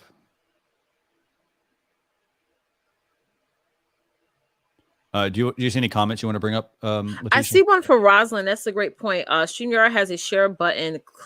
Click file share and add to your stream. So when they click it, it automatically goes onto the stream, right? That's what she's saying. Well, it doesn't have to actually. It can go in just the bottom part of your screen, and then you can bring it in. Yes. Mm-hmm. Awesome. So, yeah. Yeah. And updates. Background. Somebody asked about how can I play background music? Good question, actually. That's a very good question, and I have an answer for you. So if you're on a PC, and we got a lot of these questions, by the way. So we put together some tutorials for you all on how to actually do that. So what I would recommend doing is I would use Voicemeeter Banana, and I've actually got a couple of tutorials. So I'm going to put some links in here. So this is how to set up Voicemeeter Banana. And Albert, when you get your audio fixed, let us know. Like all we need to do is just unmute your mic, but let us know and we can bring you on. So this is how to set up Voicemeeter Banana. And then the reason I share that is because then there's a second video on how to bring music into your live streams. Good video. Really good video. Okay. Let's bring up this next question. Okay. While you're doing that, if you use the countdown for your live viewers, what happens to the original video? Oh, I think Christian, can you hear me now? Yeah, we can hear you. Yeah. Yes. The problem was I had YouTube playing at the same time. Oh, okay, got it. Okay. Oh, okay. And so on one tab I had YouTube playing, on the other tab I had StreamYard playing, and that's what the echo was. Okay, got it. Okay. Yeah, sometimes as simple as that. Yep. So what was your question? Yeah, what was your question you had for us? So you were asking about a PowerPoint, I think. So the question was your audio tab or your countdown tab. I usually use my countdown tab within a PowerPoint or a Google Slides presentation, and I use it to in sync with a music background, to count down. And I was wondering if your countdown timer also ties in with a music and counts down. I didn't know if I don't know how it works, so I'll request your marketing team to send it to me, and I'll play with it to see how it works. I was just wondering preemptively how it worked. So basically, our countdown timer doesn't connect with anything. It's literally just a video file, a countdown timer video file that we've made. Okay. So, so it doesn't it's not like PowerPoint, where PowerPoint has, you can add hyperlinks and you can, do all sorts of other fancy things in PowerPoint if you want to. That's not the goal with the countdown timer for us. So basically, does that answer your question? That answers my question. Okay. And again, thank you for bringing me on. Oh, anytime. If you have a feature request, just let us know. I mean, we're happy to, I can take that down as a feature request. I mean, so just let us know. Yeah. And now that you have me on, I'm like, my mind's going like blank because I have tons of questions for you guys all the time. So I'm good for now. And just we had one question. We actually did one question. So let me find it real quick. So the angles that you have right now, how are you using like OBS for that? What are you doing? No, there's a program that I have called Okay. Okay. Yeah. And okay, I know what you're doing. Yeah. So it's like you're able to basically put one video feed here and then the background is something else. Yeah. Yeah. Okay. Cool. So yeah, it allows me to do bring I have 2 cameras actually being displayed right now. Okay, got it. And, cool. And so I fool folks at my church all the time with. Okay. Awesome. Okay. Well, thank you. Thanks for joining us. Thank you. Bye. Bye. Okay, so let's go through a couple more questions here. And remember, if you have a feature request, first off, if you have a question, put #ask. If you have a feature request, #feature. And I'm taking notes literally as we're talking about this. So if I stop for a second, it's because I'm over there trying to take some notes. Leticia, what questions do we have? Let's see. So we covered the angles thing. Yeah, go ahead.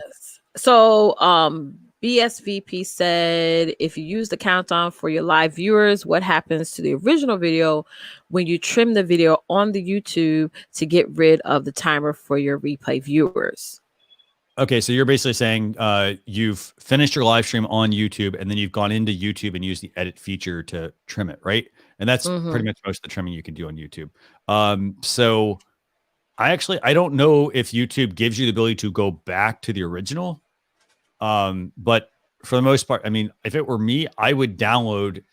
I always create a backup of every video I do. So I download the video. So I always have an offline file. I have the original file so that if I ever want to, trim it on YouTube, I trim it on YouTube, and then I have the original if I ever need it again. So, and with YouTube, remember when you do that, remember if you ever want to change the video, they will not. You can't just upload a new video to that specific video that's already there. You have to upload a brand new video. So yeah, but yeah, so you can do your trimming.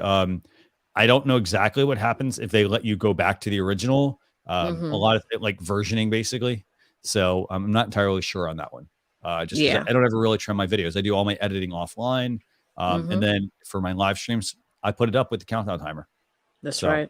This is a good comment here for those who are watching, feeling overwhelmed. There is a lot to learn with StreamYard. It's an amazing platform. Just to get started, just start first content, and second, name your show, name the concept, figure out the concept of your show. What's the overall goal? And just start streaming, and just start one thing, just, increase by 1% each and every time you do your show. So just start off with that content, schedule your show, go live. That's what I always say. Great point. Okay, so let's see what else we got here. So Mindful Skeptics podcast. I dropped a link here. I'll just drop a link here for you. Yeah. I'll put that here. You can come on, ask your questions. We can talk about your show. Let's see. Okay, we cover that. Christian Jensen says, I don't think voice meter banner works with a Mac. No, you're right. Voice meter does not work for a Mac. For that, I would use Loopback from Rogue Amoeba. So it's a very, very, very good voice meter alternative. It's a paid app, but it's well worth it. So you can use that. That's definitely worth checking out. Let me see. So here's a question from Omar. I typically upload an ARC. By the way, I'm going to bring ARC in here right after this question. I typically upload my own stream timer with audio within the paid subscription. It mutes everyone else and takes over the screen, and queue up your PowerPoint so that when the timer ends, it goes straight to my slide. Yeah, good idea. That's the same process I use. So basically, what Omar's saying is he runs a countdown timer. So you hit go live on your live stream. He brings up the countdown timer. And then what he's got is he's already added to the stream So when you bring up the countdown timer, it goes over top of you. And then once that countdown timer is running, you then, for example, if you have an overlay, you could turn that off, but you make sure then that your stream is the next one. And then when your video finishes, it disappears, and then it's just you on screen. So Absolutely. go straight in exactly what you want to share. So very, very, very good tip there. Okay, so with that, let's go and bring on Ark. We'll wait for the Mindful Skeptics to join us as well. But Ark, thanks a lot for joining us for live stream reviews. How we doing? All right. Can you hear me? Oh yeah, definitely. Okay, so by the way, it's not ARC, it's actually ARC. Okay, because ARC. my name is Atulia Ravi Chandramoli, so it's kind of like my name, ARC. So my YouTube channel's name is ARC Saga. I just started using StreamYard like a week ago, and I'm using the free version. Just want to see how it is. I'm still new to it. And on my channel, what we do is we run 3 podcasts. So the first podcast, we talk about geek stuff, movies, movie news, death battles, and kind of fun stuff. And then we do sports broadcasts where we talk about sports news. And then I run a regular podcast where I bring other guests and I basically interview them on maybe a certain project that they're working on. Maybe they're an upcoming musician. And I just started the channel like a month ago, right? Nice. And for my specific live streams, so I do live streams because I feel that live streams are more convenient for me rather than just making a video and putting it on there. And I've been using StreamYard. Okay. And the thing is, I saw that you guys have only one countdown timer, right? Which is that 30-second, the black background with the 30-second timer. I was thinking, do you guys offer more countdown timers? So we have the one that I play at the beginning of the show, and then here, the beginning of the show. So let me see if let me find that real quick. So I'll just play part of this. So like we have this, for example. I don't know if you see that. So I've got various ones like this. If you want this and you want to put it in your StreamYard account, like I can send it out to you. You just need to email marketing@streamyard.com and I'll put it out. Yeah. So it's called marketing@streamyard.com. Yes, correct. Yep. Just shoot us an email. Just put in the subject, put in countdown timer from LSR. And then what we'll do is we'll get those out to everyone who sends us email. Oh, wait, sorry. One more time. Is it marketingstreamyard@gmail.com? No, marketing@streamyard.com. All right. So I just wanted to ask because there's like only one countdown timer. I was like, man, is this like the only countdown timer? But now I was just asking quickly about the countdown. Yeah, because the thing is, the reason there's only like one is because we want, like, people most of the time want to brand their own stream. So like we try to put something out there so at least you have something to work with.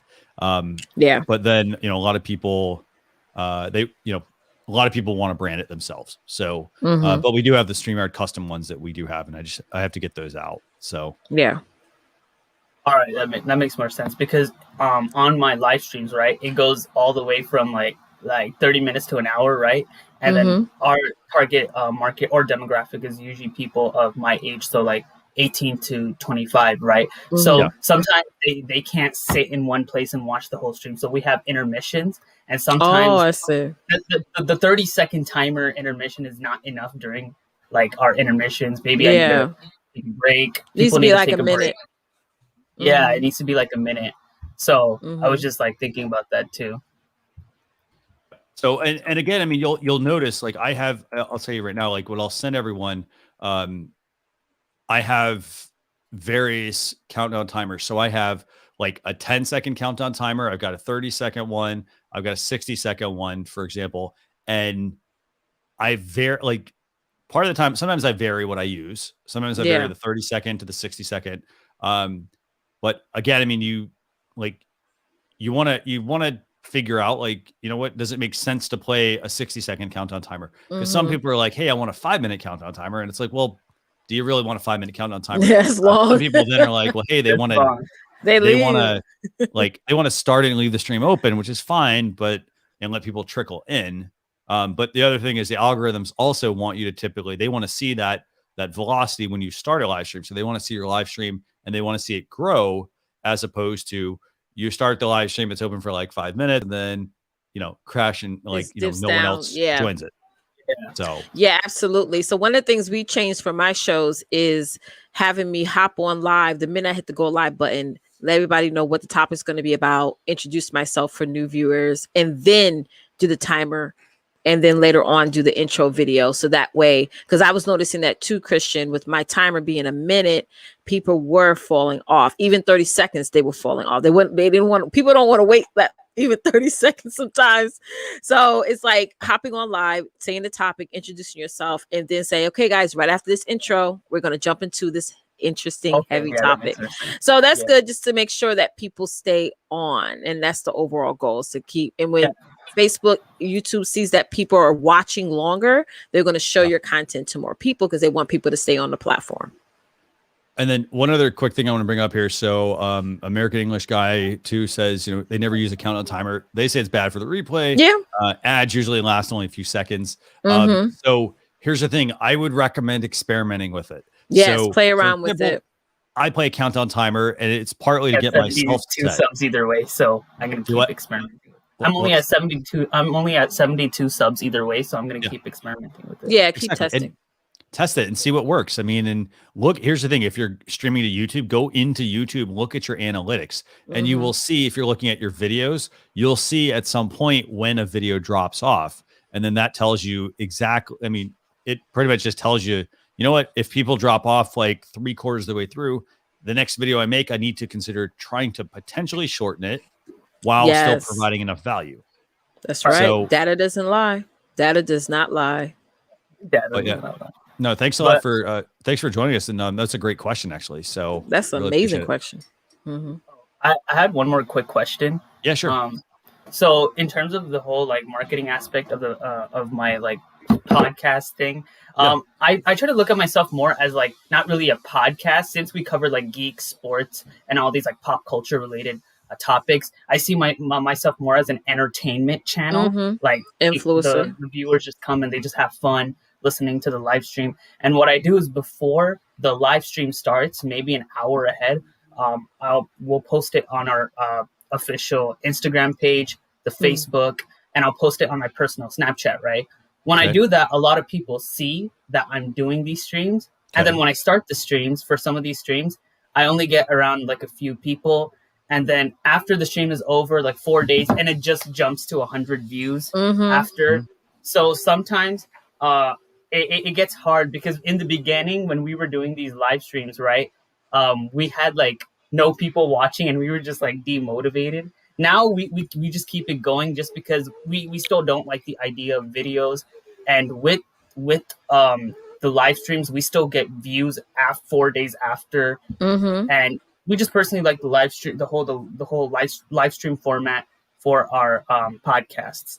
But the thing is, in terms of the whole marketing thing, promotion thing, whatever you call it, do you guys have any tips for that? And like, let's say if I don't have a specific guest for my main episodes of the podcast, and let's say they're not able to come and we have to reschedule it next week, right?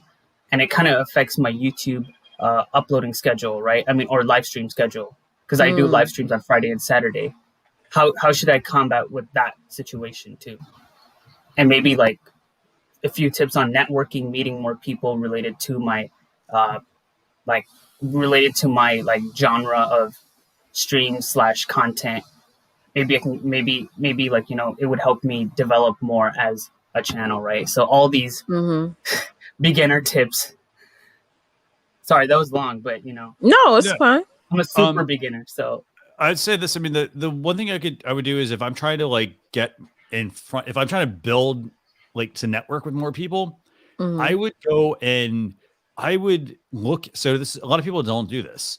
They do their own stuff. They stay in their own lanes. There's nothing wrong with veering outside of your lanes a little bit. So what I would do is I would go over to other channels, and if you find like people have questions on things and they're not answering them, for example, go on as your channel and answer it. Like don't go in with the intention of like hey, I see somebody's not answering a question, and then send them a link back to like a video or a website or something like that you have, but answer their question and then do that sporadically throughout, because then that's going to get people to see like, hey, this person and provide value, and they're going to see this person provides a lot of value. Hey, I'm going to go check their channel out. So it's being active on other like channels. I'd say also go into like, I think I mentioned this earlier today, go into other Facebook groups. For example, if you're a podcaster, go into some of the generic podcasting groups and join that group and be just be helpful in that community.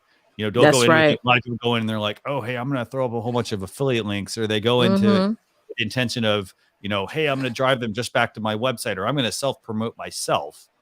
And the thing is, a lot of the groups, like, they don't like that and they'll kick you out. But if you go in and you provide value, it then gives you a chance for people to go and actually, want to actually reach out to you based on what they see. So that's right. What I would do. Anything you want to add, Leticia? It's a marathon, not a sprint, and just like you mentioned how early on y'all was doing it, it wasn't that much views, and all of a sudden it jumped. Like, time is our best friend, right? So you have to always remember, like, what's the overall goal? Maybe starting to build that list starting now, since you're seeing this huge jump, to get people to opt into your email list so you can remind them of the show. You're doing everything right, at the beginning stages, but see what is the next step that you can use to elevate. Now, you mentioned something about guests. I know it's like difficult when guests back out for whatever reason. Maybe you can have something like maybe a game plan, like in case this guest doesn't show up, then this is the topic I'm going to talk about, and maybe have it to where is that guest needs to reschedule for the following week, or maybe not even have that person come on again. But it's that you got to pat yourself on the shoulder. You're doing everything right. You're at the beginning stages. Time is your best friend.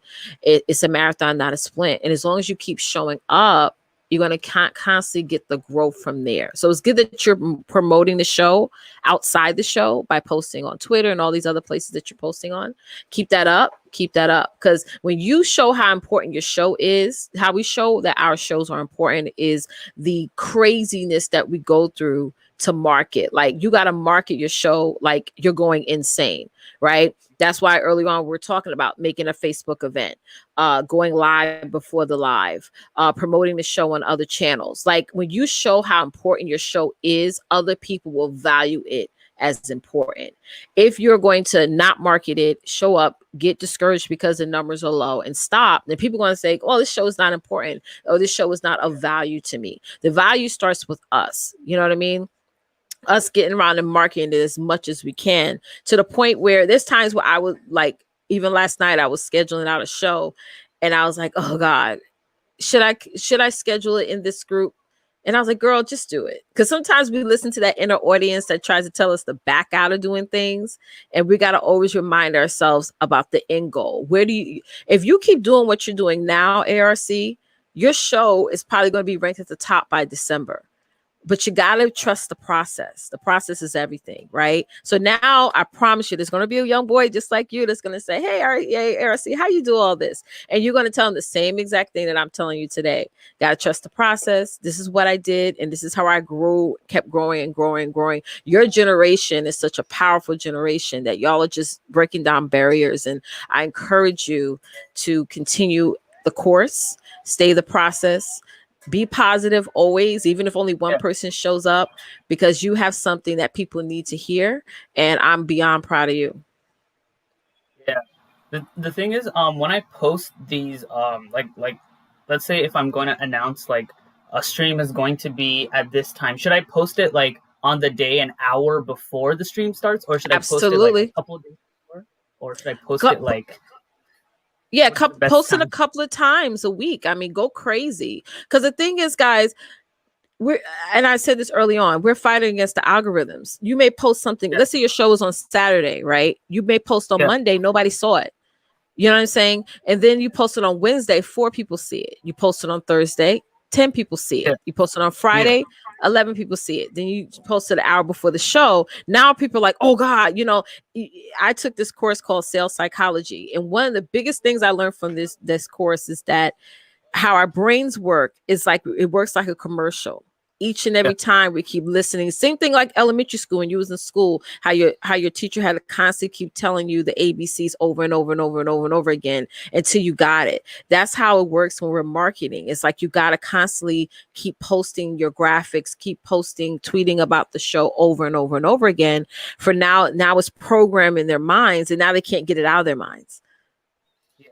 And I want to bring up something real quick on that. I mean, so you mentioned it, like what a lot of people will do, and this is unfortunate. Like what people will do is they'll go off of like, well, I read this article that said like, oh, I should only post one time a week on Facebook, for example, or one time per day or whatever it is. Or, oh, if you're posting more than 2 times, it's too much. Doesn't matter.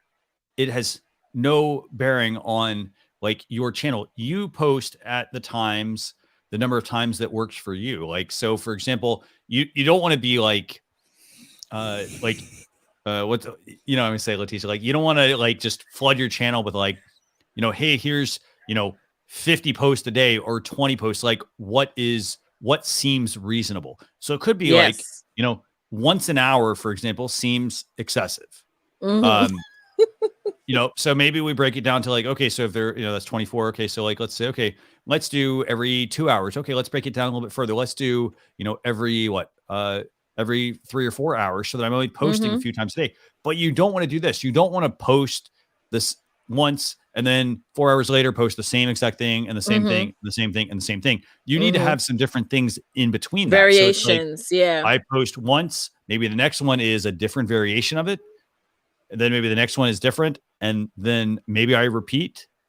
So, but don't do the same message over and over again. Hours. So I could talk to you about okay, let me first say this, because I know some of y'all are going to do this sometimes, where you may be posting and then you're getting people liking the post or commenting or whatever. And then one person out of the 50 people say, oh, that's too much. And we'll listen to that one person over the 50 people who said, thank you so much for letting me know. I'll be there for the show. So it's like, we have to stop getting that out of our minds, that not everybody is going to be for what you're doing. You just got to continue the course. Another thing is what we're talking about, variation. So for me personally, like I will post a graphic, and then let's say it's for my spotlight show, I post a graphic of the show. And then the next post, because I post every 4 hours, and then the next 4 hours, I may be posting me writing down like maybe some talking points, and I'll tell one of my kids to take a picture of me. But then I'm still talking about the show. Like, hey, I'm writing down the questions I'm going to ask my guest. She's like Tanya is one of my clients. She's professional. She's the #1 tax queen expert. What are some of the questions you guys want me to ask her? And then now they're commenting and saying, oh, I would love for you to ask her about business tax or business credit and things like that. And then the next variation can be being like, when the show comes up, I'll, go like this, with the selfie and take a picture of me on with the screen. Even doing this, I could create this as a picture to post on social media or something like that. So that's the variations of you being just creative with it, and just something as simple as that is not rocket science. You're just promoting the show in various of ways. It's like the Geico commercial. They have different variations of the same product. It's still Geico, whether they're showing what's that animal? I forgot the animal name, or the otter thing. I remember the otter commercial when he was with the pen. That commercial's so funny, but every time I see it, I fell out. But yeah, it's different variations for the same product. So I mean, I think, and by the way, I noticed we got a ton of comments we want to get to here. So I would say this. I mean, the key thing is going to be, if you've ever seen me on my own show, Social Chatter, like we're always talking about testing things. Yes. So, testing doesn't just apply to like testing on social media. It applies to testing on live streaming. So for example, and NLTMW, by the way, makes a really good point here. And I want to find this comment. It was in regards to, let me see. Actually, let me know if you can find it, Leticia. It was about. Yeah, I'm a fish for it. Here we go. I got it. Okay. So NLTMW said, and this is why I said testing is really important. If someone unsubs because of a countdown timer, they probably were not going to be a positive member of your community anyway. So, bam. So what I want to tell you, like when people say like, hey, I want to trim that countdown timer off, for example, test. So use the countdown, like, how long should my countdown timer be? Should it be 5 minutes? Should it be 60 minutes or 60 seconds? Sorry. Ooh, hopefully it's not 60 minutes. 5 minutes. Should it be 60 seconds? Should it be 30 seconds? test it out. So run it during the show. You can also like you need to also feel out things as well yourself. So you need to trust yourself. And what I mean by that is like, hey, if you run a 5-minute countdown timer and you're like, you know what, I'm bored, chances are your audience is going to be bored as well, right? You want to start and have energy, right? You want people to stick around and, join your stream, for example, and talk to you and all that other stuff. So I'd recommend making sure you test things quite a bit. Yeah. And it's like, I think a lot of the stuff with the timers and the intros is really us looking at other people's channels or shows and saying, oh, they have this, so I want it too. We got to remember if it doesn't fall in line with the aesthetic of your show, then you don't need to include that in there. So there's times why I don't use a timer. There's times why I won't even post the intro, because I think all that is really more reference to make me feel comfortable versus the audience. People show up for you to see your face, ARC, to see that charismaticness and share your content. The timers and the intros and all this stuff, that's the outer layer. To me personally, I would invest more time in sound and visibility versus in marketing the show versus anything else first as like a baseline, and then work my way up from there. Because I'm like the OG of live streaming. I started out when we didn't have all this stuff. All I had was my cell phone, and that's it. So I think for us who started in the beginning stages, we understand the foundational stuff. Now for the new generation coming out, or the people who are just starting going live, they think they need all these things. And when we say you don't, focus on your content, focus on the overall experience that you want to provide to your audience, because those are the things that they remember. You know what I'm saying? When somebody tells me, Leticia, I didn't commit suicide because I watched your show and you really brought me out of it, that's what I live for. You know what I'm saying? So it's like, go get to the basics and the foundation in the heart of your show, and all this other stuff will come to play. You may have people that will reach out to you and say, hey, I saw your show, I would love to do something for you for free, or like an intro or something like that, because they love your content, right? So build that community first. Do you have a Facebook group for this? No, we don't have a Facebook group. We have only an official Instagram page, and we have an official Facebook. So we do have an official Facebook. We don't have a group, though. It's not a group. Get that group going. Let them join that. Let them start to get in there. Maybe you can share some exclusive stuff with them, like maybe after show or something like that. Start that group today after this broadcast. Make a Facebook group. Yeah, call it the same name as your show. Go ahead, Christian. I was just gonna say, feel free to also like join us in the StreamYard Facebook group, ARC. We'd love to have you there, because then here's the thing: you can join there, and you're gonna get. I'm very active in there, but you're gonna get a lot of people that are very active in there as well, and they're not just answering StreamYard questions. We're answering audio questions, video questions. We want the questions from people that like, hey, how do I get more people to tune into my live, for example? Or I'm running into like I see there's a question here about someone asking, how do I survey my audience on my live stream? So we want those kinds of questions. So I'd recommend joining our Facebook group as well. That would be like, would love to have you there. So all right. Awesome. I think I was on here for too long. So no. Yeah. So I'll email the marketing at StreamYard.com for the timer. So exactly. I'll do that. Yes. Yeah. Thank you so much. All right. Okay, we'll see you. Okay, right, bye. See ya. Thanks, bye. I like him. Very cool. Very cool. Very Yes, nice. definitely. Brent, I'm going to bring you on here and just give me a couple minutes. I got a ton of comments I want to just kind of shoot right through. Brett the does guy. That work for you, Brent? Give me a thumbs up if that's good, Brent. You good? Okay, cool. Very cool. So I'm going to go all the way back to about 1:30, actually, Leticia. We got quite a few questions here, actually. That 1:30. Let's do it. Yeah. Okay. So, so Shannon asked, why do I get more views by Facebook than I do on StreamYard? Actually, that has nothing to do with StreamYard. The view count, that shows up in StreamYard is from all the destinations you have connected. Yes. So, for example, on Facebook, they may be showing you reach. And that's another thing you have to look at. You may be looking at the wrong number potentially. Reach is, how many people are impressions, are like how many people are like seeing your content. So like if your content goes out, like, you could have 1,000 impressions, but then you could have a smaller number, for example, that shows up in StreamYard, because those are the people that actually click to tune in and watch your live stream. They may have accidentally started watching it. So, that does happen as well. They watch for a couple seconds and then they're like, hey, and that's why it's so important to engage with them immediately, as opposed to drawing things out, for example, or, waiting for everyone to join. So, okay. So let's see, you know where I'm at, Leticia, right? Yes. I'm at 132.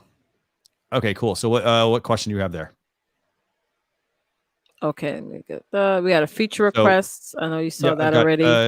Damani Norwood has a question. Yeah, go ahead. Yeah. Can you share your screen while using your phone to live stream, like showing a video? So the answer to that is no, you cannot actually. There are certain features. You can join a live stream or start or do your live stream from a mobile device, an iPhone, Android device, or a tablet. However, certain features are just available on the desktop, for example, desktop or laptop. So for example, screen sharing and green screen, for example, are features that we'd recommend you being on a desktop.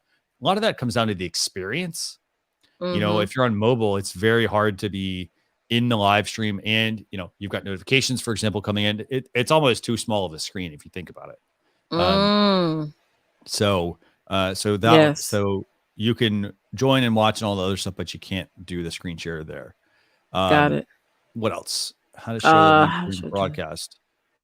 The only comes after the description has completed a link to banner doesn't work. I want to be able to ask viewers to join the show. It's a chat show.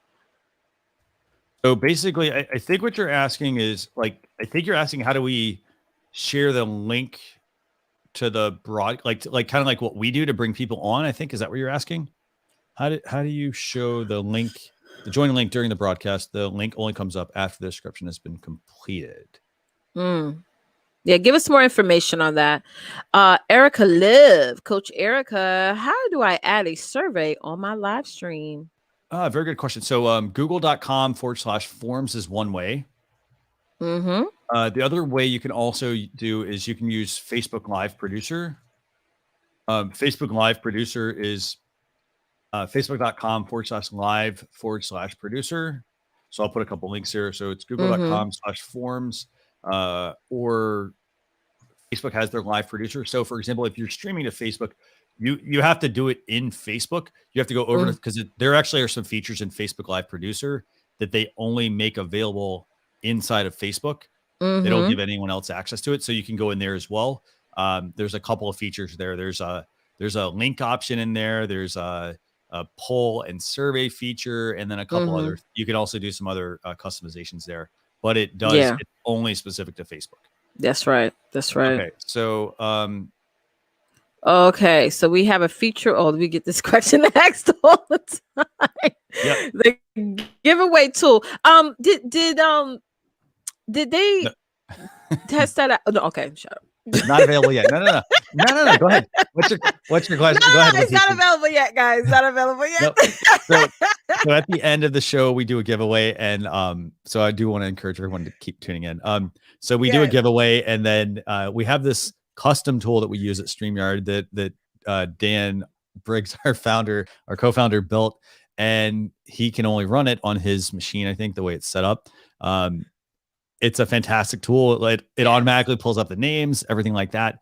But it's not something that we have available to everyone yet, because I think he's got to figure out how to package it so that it is usable. So let me make a note on Damani's other features as well. So this would be the giveaway tool. Okay.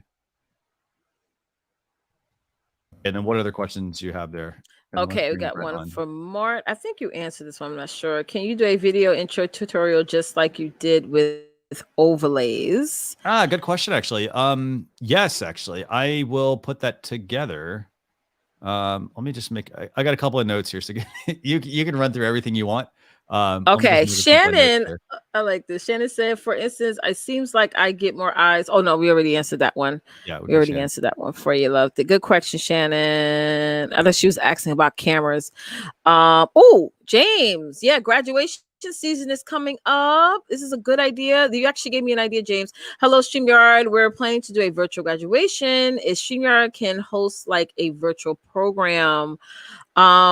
I think it's good, but the only thing, and let me know, Christian, if I'm right, is the songs that they played during graduation. There may be some copywriting issues with that. You know, sometimes I don't know if you had it in your school. We had a special song to sing. Yeah. So the answer is we can definitely. So basically, it's not a big deal to host because you have to think of it like this. You are the broadcaster. So it's one person to many. And so the way it works is we can definitely handle it because all you're doing is you're one point and then you're just streaming it out. You're not having thousands of people connect. Wow. Unless you're thinking of it a different way. So definitely no problems there. James, do me a favor, James. Shoot me an email, marketing@streamyard.com. Would love to chat more with you on that as well. Yeah. So, me too. Okay, so let me get back to this feature request, and then let's do this. Let's go ahead and bring on. Let's stop at that question, and we'll bring on Brent. Okay, I'll put a pin in it. Yeah, and speaking of, I know that's a question people always want, the pin comments. I didn't mean that. At LTMW. So, okay, so let's bring on Brent. Yes. So, Leticia, go ahead and bring on Brent. Brent, this guy. Brent, thanks a lot for joining us. How we doing? I'm doing well. How's the sound and everything? Is it okay? It actually sounds really good. I was going to ask you because it's super quiet and your picture's really clear. Oh, great. Great. Yeah. I just got a Yeti. I haven't set it up yet. It just came in the mail. So okay. These will have to do for now. So I'd say one couple of things actually real quick. So with your Yeti, so that headset has a mic on it. I see the one you have right now. So when you plug that into, if you use that in the Yeti, just keep in mind you may have feedback because you've got one mic and you've got the second mic. I see. I don't know 100% if it's going to do that. The two other things about the Yeti, a lot of people actually hold it backwards, so they position it in the wrong direction.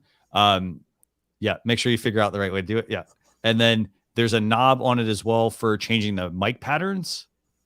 And so I usually, let's see the other side. I think that's volume one. I think it might be that one actually.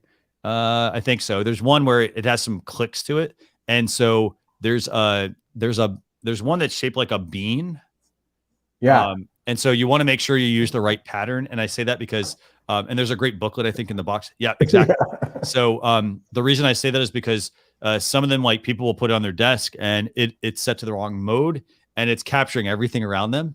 And then other people will use it. And sorry, you guys can't see that. I was doing this. I was like, first off, there's a bean shaped mode. Use that for conversation, I think. And then also make sure, because some people, they'll set it and the mic will be, the omnidirectional pattern. So it's capturing all around the microphone.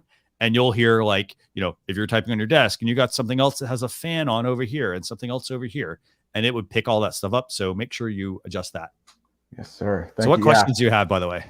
I don't have too many questions. I just wanted to come on here and say that I live stream a couple times a week. And I have been using StreamYard for about 2 months and I love it. I have an English channel on YouTube where I teach people English, but I'm also a classroom teacher. And I've been using StreamYard for my classroom because when I am teaching my students how to read, I can have the article and myself on the screen at the same time. Okay. Yeah, it's awesome. And I won a mug from StreamYard, I think on the Monday live stream. So that should be coming in the mail soon too. Awesome. Yeah, I can't wait to, like, when you get that, I got to say, because I got one when I first got the mug, I was like, this is actually a really awesome mug, because I went to put all my, went to put like water in it. I was like, it's huge. So it looks awesome. But yes, congrats on that, by the way. Actually. Yeah, thank you. Congrats on your live stream. Yeah, thank you very much. Yes. So do you have any specific questions we can answer? Maybe I can make one up. No, I just love all the features. I'm learning how to use the overlays. I use, I think it's Adobe Spark maybe to put the overlays and display information. So I just wanted to come on here and say how much I loved it. Man, no, it's so user friendly that once you start using it for just a couple days and learning how, like when you're live, getting, okay, I need the banners, I need to, that that takes a little getting used to, but yeah, I really love it. And since I do have a channel where people are learning English, it's great that I can display the question at the same time, so people can read it. And I think it just helps people follow along with the live stream a lot better. So awesome. Yes, Fantastic. yes. Yeah. I'm paying by the month now. Yeah. But I think I'm going to switch to the year because it's such a great value. Annual. Yeah. And I think you get a Fantastic. discount if you do the annual. Exactly. Yeah. I need to grow my channel a little bit more. We just hit 4,100 subscribers. I started last year, so it's been moving at a nice pace, but I need to wait until the income is a little better, but I'm definitely going to be upgrading to the yearly membership. It's worth it. Fantastic. And I gotta say, your camera looks actually really good too. What are you using? I'm using a MacBook Pro, and I heard I think there was a question about streaming on your phone. Yeah.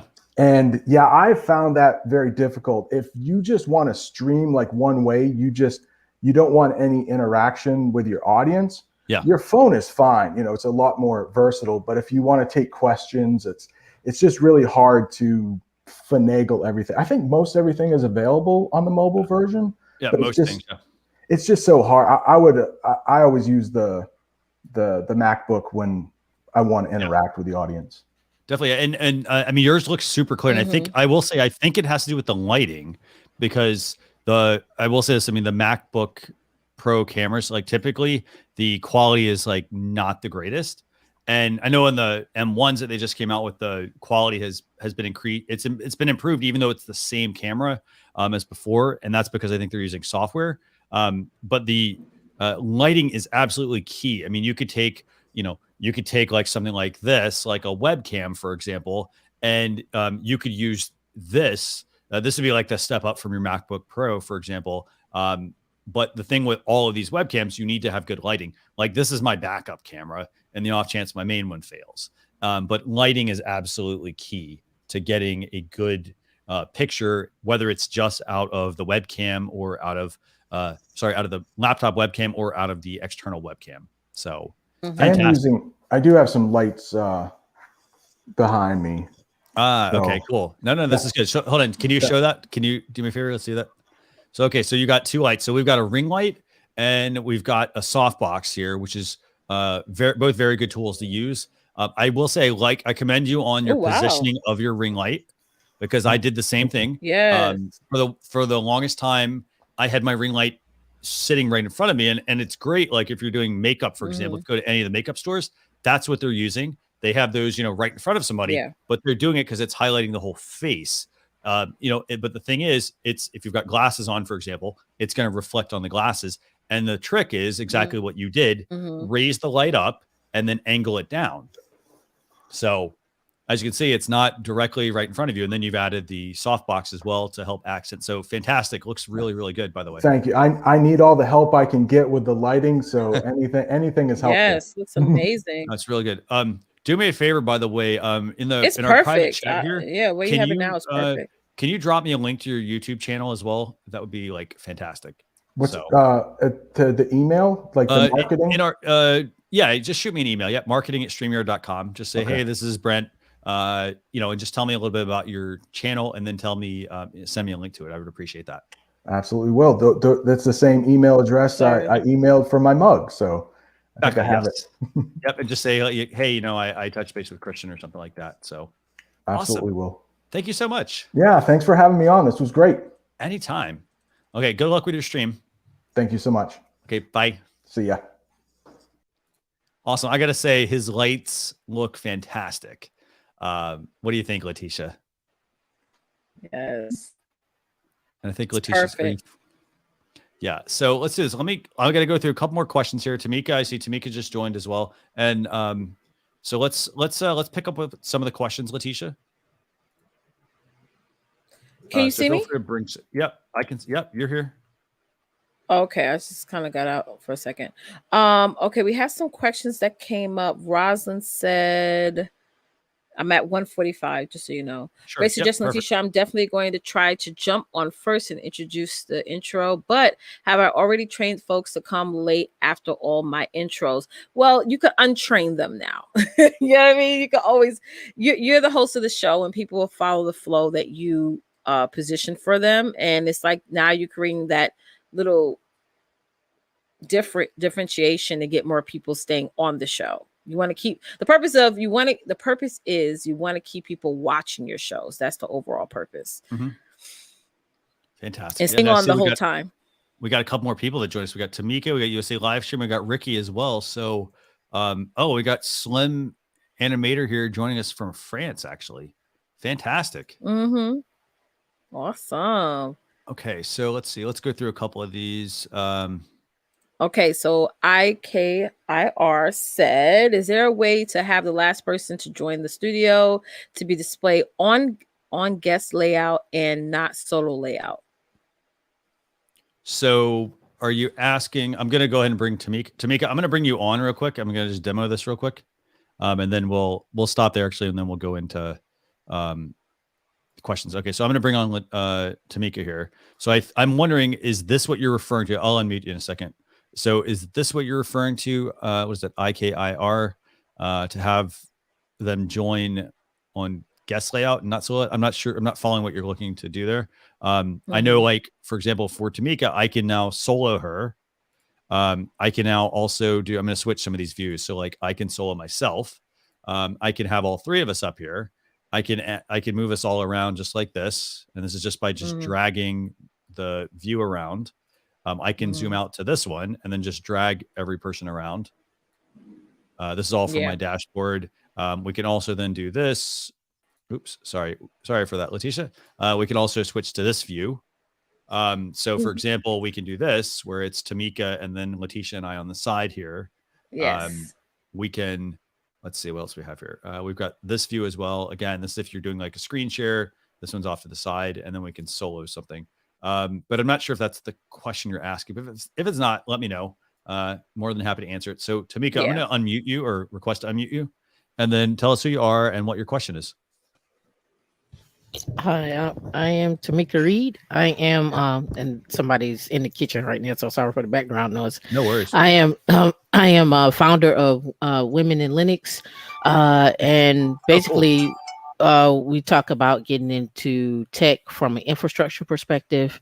We're just now really starting to get back into growing our YouTube channel. I posted in the comments that we finally got our 1,000 mark, but now we need to go to the next level to get more subscribers as well and get our viewing time up. So I've been coming up with some different scenarios, but really I think the viewership I can handle in terms of, shortening the time and so forth and so on. So I think I can handle that part. I'm just wondering how do we get more people driven to the channel, I should say.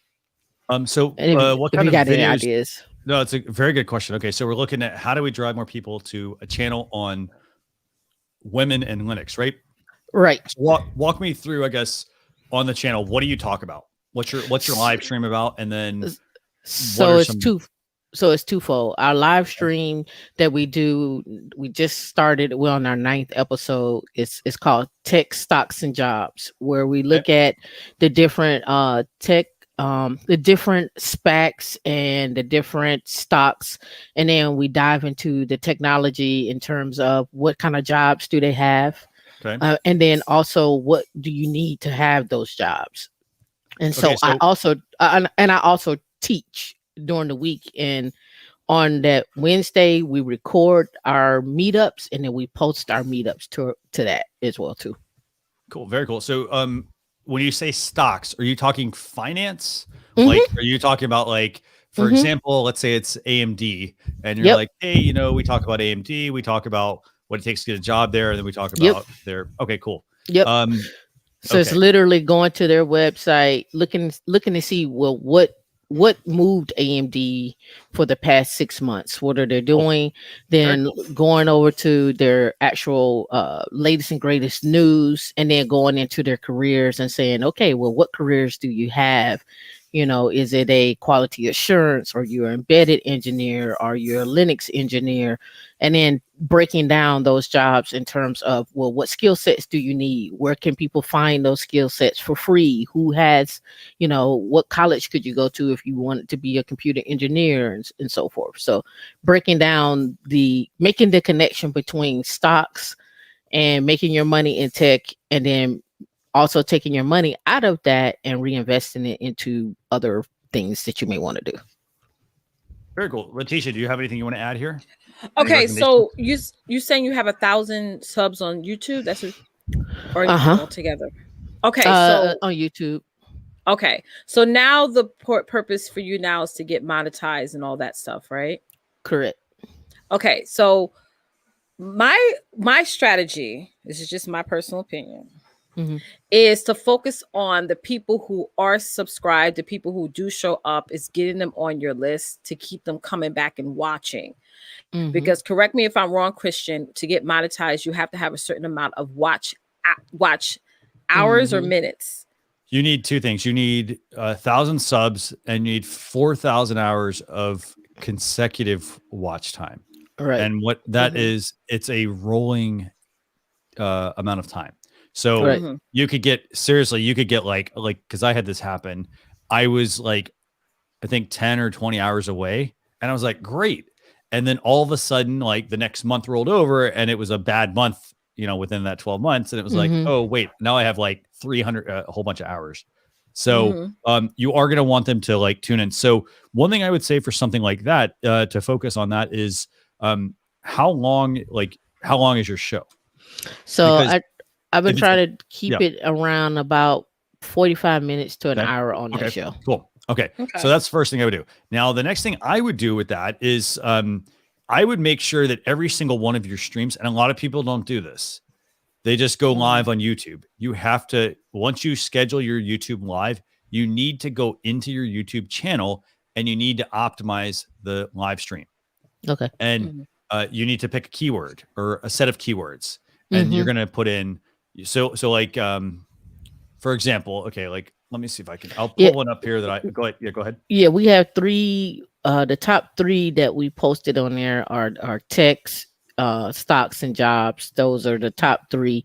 I didn't add Linux because Linux wasn't like one of the top streams, but we could add it. I guess every hashtag counts.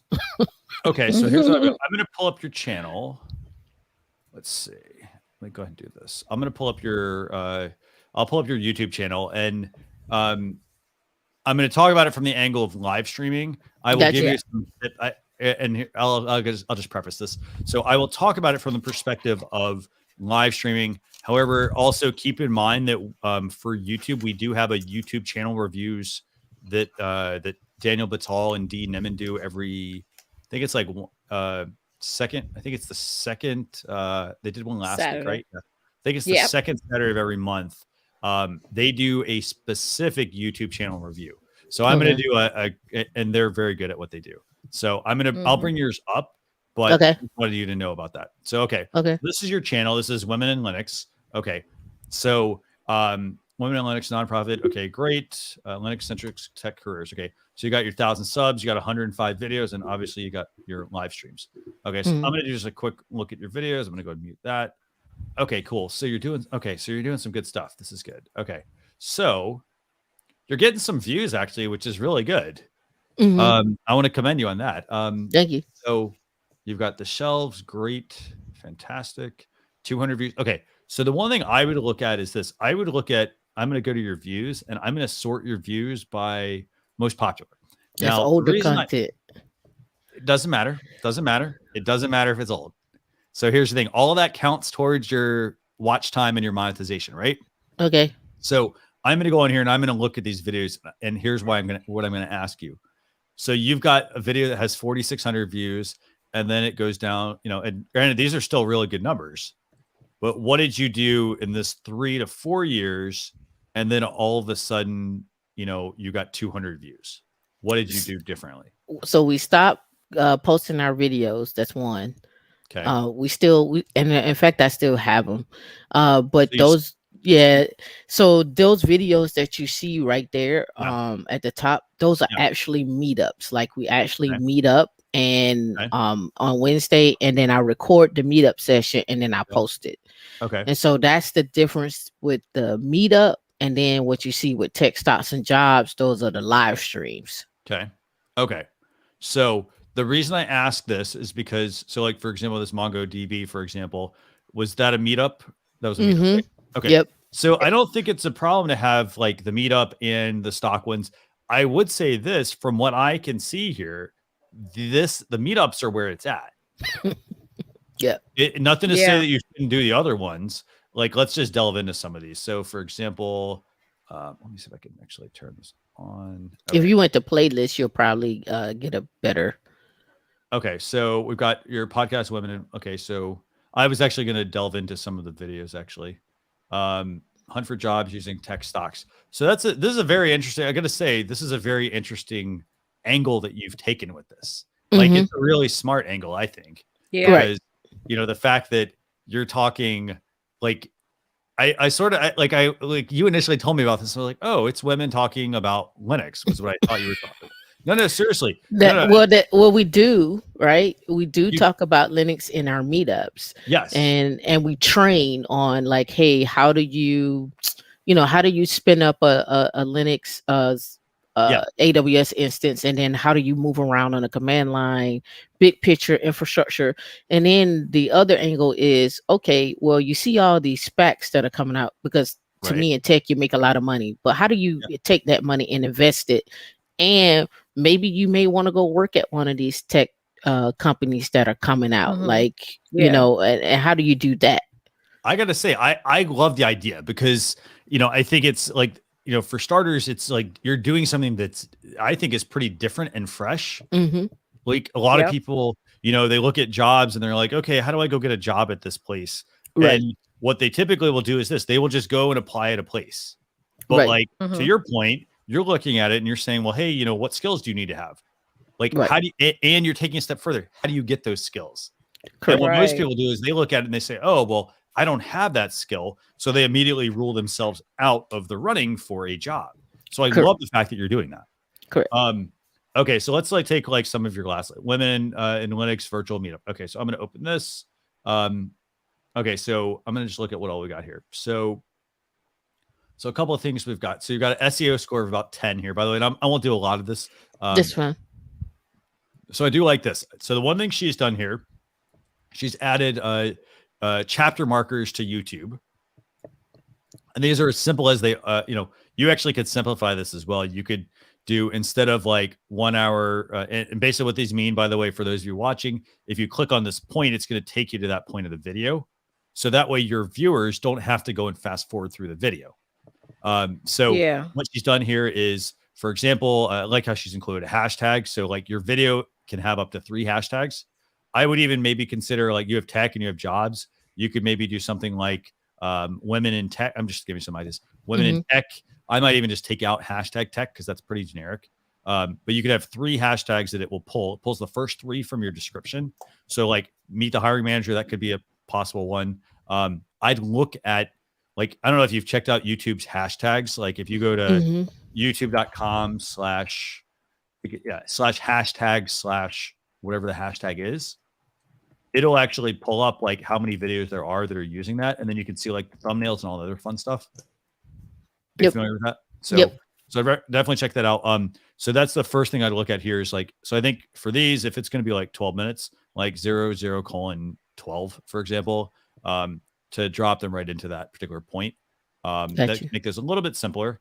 I'd also pin something at the top here. If you have a comment you want to add, like maybe it's a link to like an article or a podcast or something, pin that at the top. I think that's useful. And then go back and, engage with these people. Like I realize you commented, but like and heart their comment, or at least do that for one of them. In terms of your tags, I don't see any tags. Okay. So tags are going to be the first thing. What's this video going to be about? So it's women in Linux virtual meetup. So for example, it could be women in Linux might be what you want to target. Your tags might be women in Linux, Linux virtual meetup, and then your description should have some of this information as well. Okay. So this is going to help you get that video into additional, in front of additional viewers. Gotcha. So, and I can obviously go through a lot more here. I would even, let's see, I think I like I will say on your thumbnails, I can't quite read this stuff that's in yellow here. I can't quite hover that either, but gotcha. I would almost make I'd make your thumbnails a little bit easier to read. Yeah. So like the middle parts are great in the logo. And this actually is not bad. The starting salary. I like the idea that you did that. Thank you.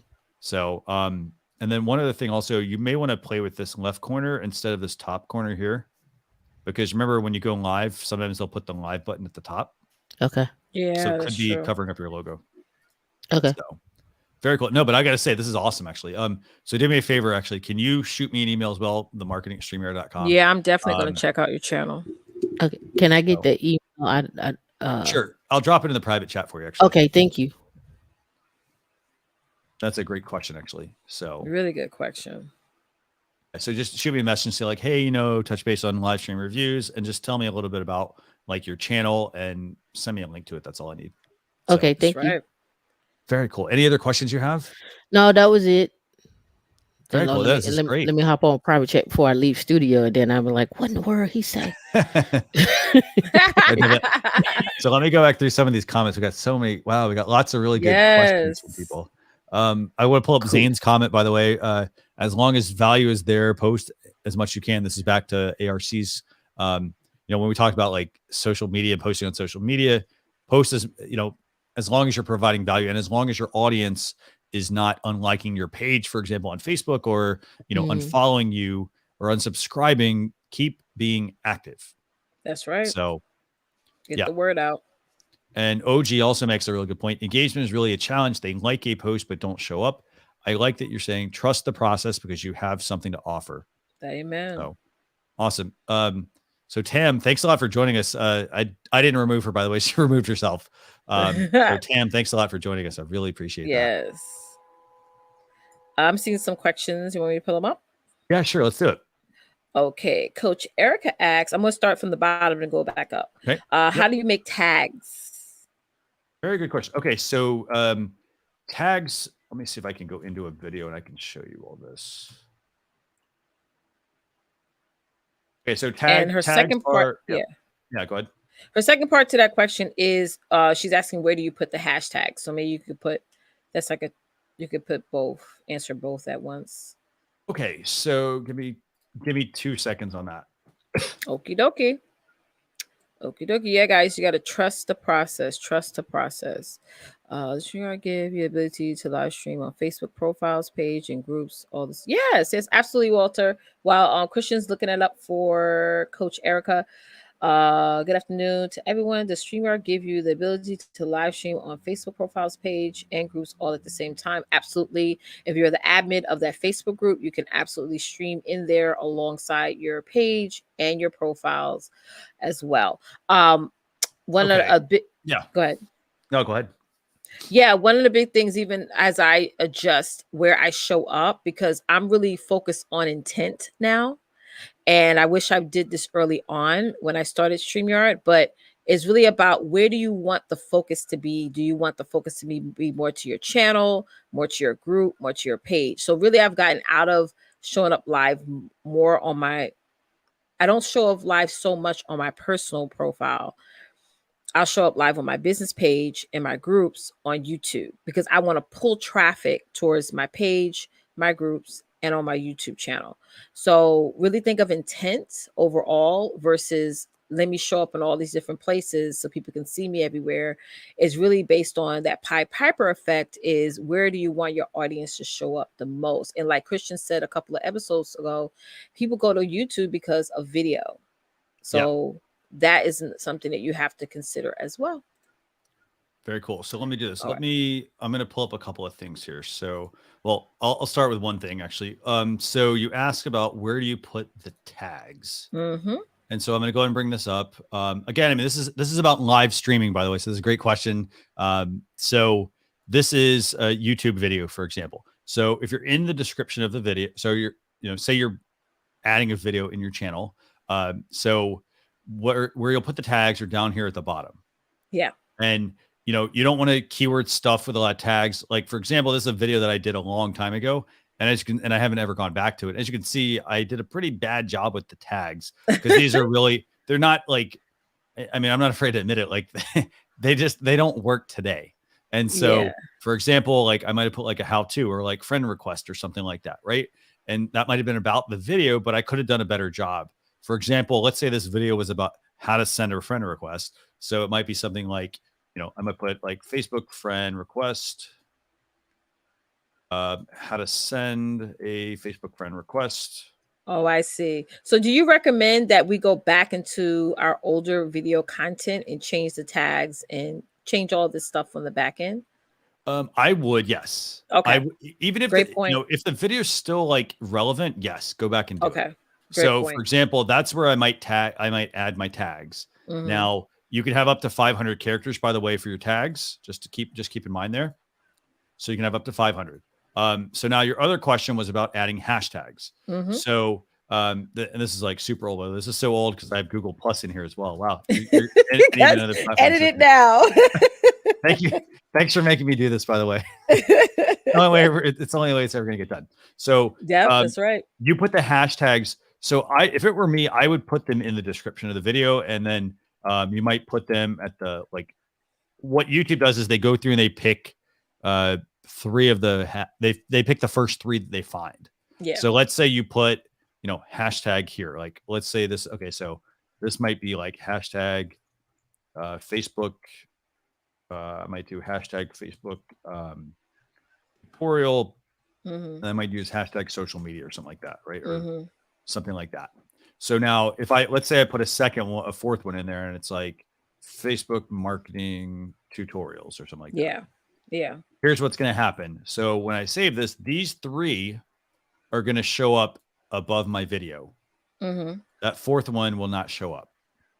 Yep. Because they only allow you to use 3 hashtags in a video. I had to adjust mine. Sorry. Yeah, someone mentioned in the comments that some people say that tags are not important. My answer to that 100% is they are. 100% they are. And even if they're not, what if 10 years from now they are?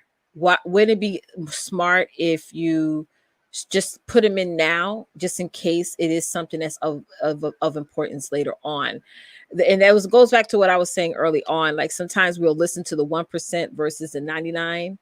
And really it's all about, it doesn't hurt it won't hurt your content if you do it. Right. You know what I'm saying? It's actually adding on to that and getting more people to find you. So and to that point, here's the thing, like, you're right. Like maybe YouTube doesn't, maybe they don't place an emphasis on a tag as much anymore. And I know you're going to say, well, hey, I go and watch videos and they don't have any tags. And that's very possible as well. Right. But they do help. They do help you with the optimization side of things because tags are not public to people on YouTube. So YouTube uses your title, your description, the chapter markers, the tags. They use all that stuff to potentially know what your video is about. So you are putting it in there to tell YouTube what it's about. Exactly. And even preparing yourself as well. That's important because you don't want to say years down the line, like, oh God, I wish I had done that. But back 10 years ago, it wasn't that important, but now it is. But prepare yourself for, in case that does come up, in case it is important. Because I'm gonna be honest, when I first started my channel, I wasn't doing all this stuff that Christian's talking about. So now I have to go back in or have one of my ladies do it to do all my tags and my hashtag and change up my titles. And, you don't want to walk in with a laundry list of mess. Yep. At all. So let's do like, we got quite a few comments. Let's go through like 7 of these and then I'm going to bring on Ricky here. All right. Okay. So, okay. So I've got Omar here, I think. Let me see. And if I've covered any of these, let me know. I was just considering going live on Facebook and YouTube. When I checked out the YouTube feed, the Facebook Live is behind. How much time should we anticipate between comments? So there's typically, and this is there's always going to be a little bit of lag. And it depends on internet, depends on all sorts of things. I mean, they have to, it's like, I mean, honestly, even TV that you see on your television is something that has lag. Yeah. So, there's various, like, there's things that they incorporate to make that. So it's not real time for the most part. So here's what I do. I figured out that for me, there's about 15 to 18 seconds of lag. So what I do is I stay in my StreamYard studio, but, and I'm not saying this is a StreamYard thing. I'm saying like I stay in StreamYard the whole time. So I know that there's about a 15 to 18 second lag on my end based on my internet. So what I will do is, for example, before I start my live stream, before I start my intro video, I wait 15 to 18 seconds and then start my intro video so that it doesn't get chopped off on the other platforms. Because that can happen. Some people, they start it and they're like, go live. And they're like, play that intro video. And then they get it cut off. So that's what I typically do. But you are going to want to experiment a little bit with it. So like, run a show, see how it works, and then go and look at your channels and see if there's any changes there. Absolutely. Okay, so let's see. So Eddie has a question about feedback, audio feedback when he talks at the same time. What can you do to avoid the feedback? So the first thing I would recommend doing is wearing headphones. Everybody should be wearing headphones. So for example, Leticia's got headphones. I got headphones on as well. So if somebody's not wearing headphones, here's what's going to happen. So if I've got my mic on my computer, for example, or it is my computer for the audio and I don't have headphones on, I'm talking and then it's coming back out. So it's creating that feedback loop. What you can do is you can go into settings and you can go to audio and there's an echo cancellation option there. So you can go in and you can make adjustment there and that can help potentially with that. But the key thing I'd say is everybody should wear headphones. Everyone. Yeah. Make that a requirement to see if you're having a guest.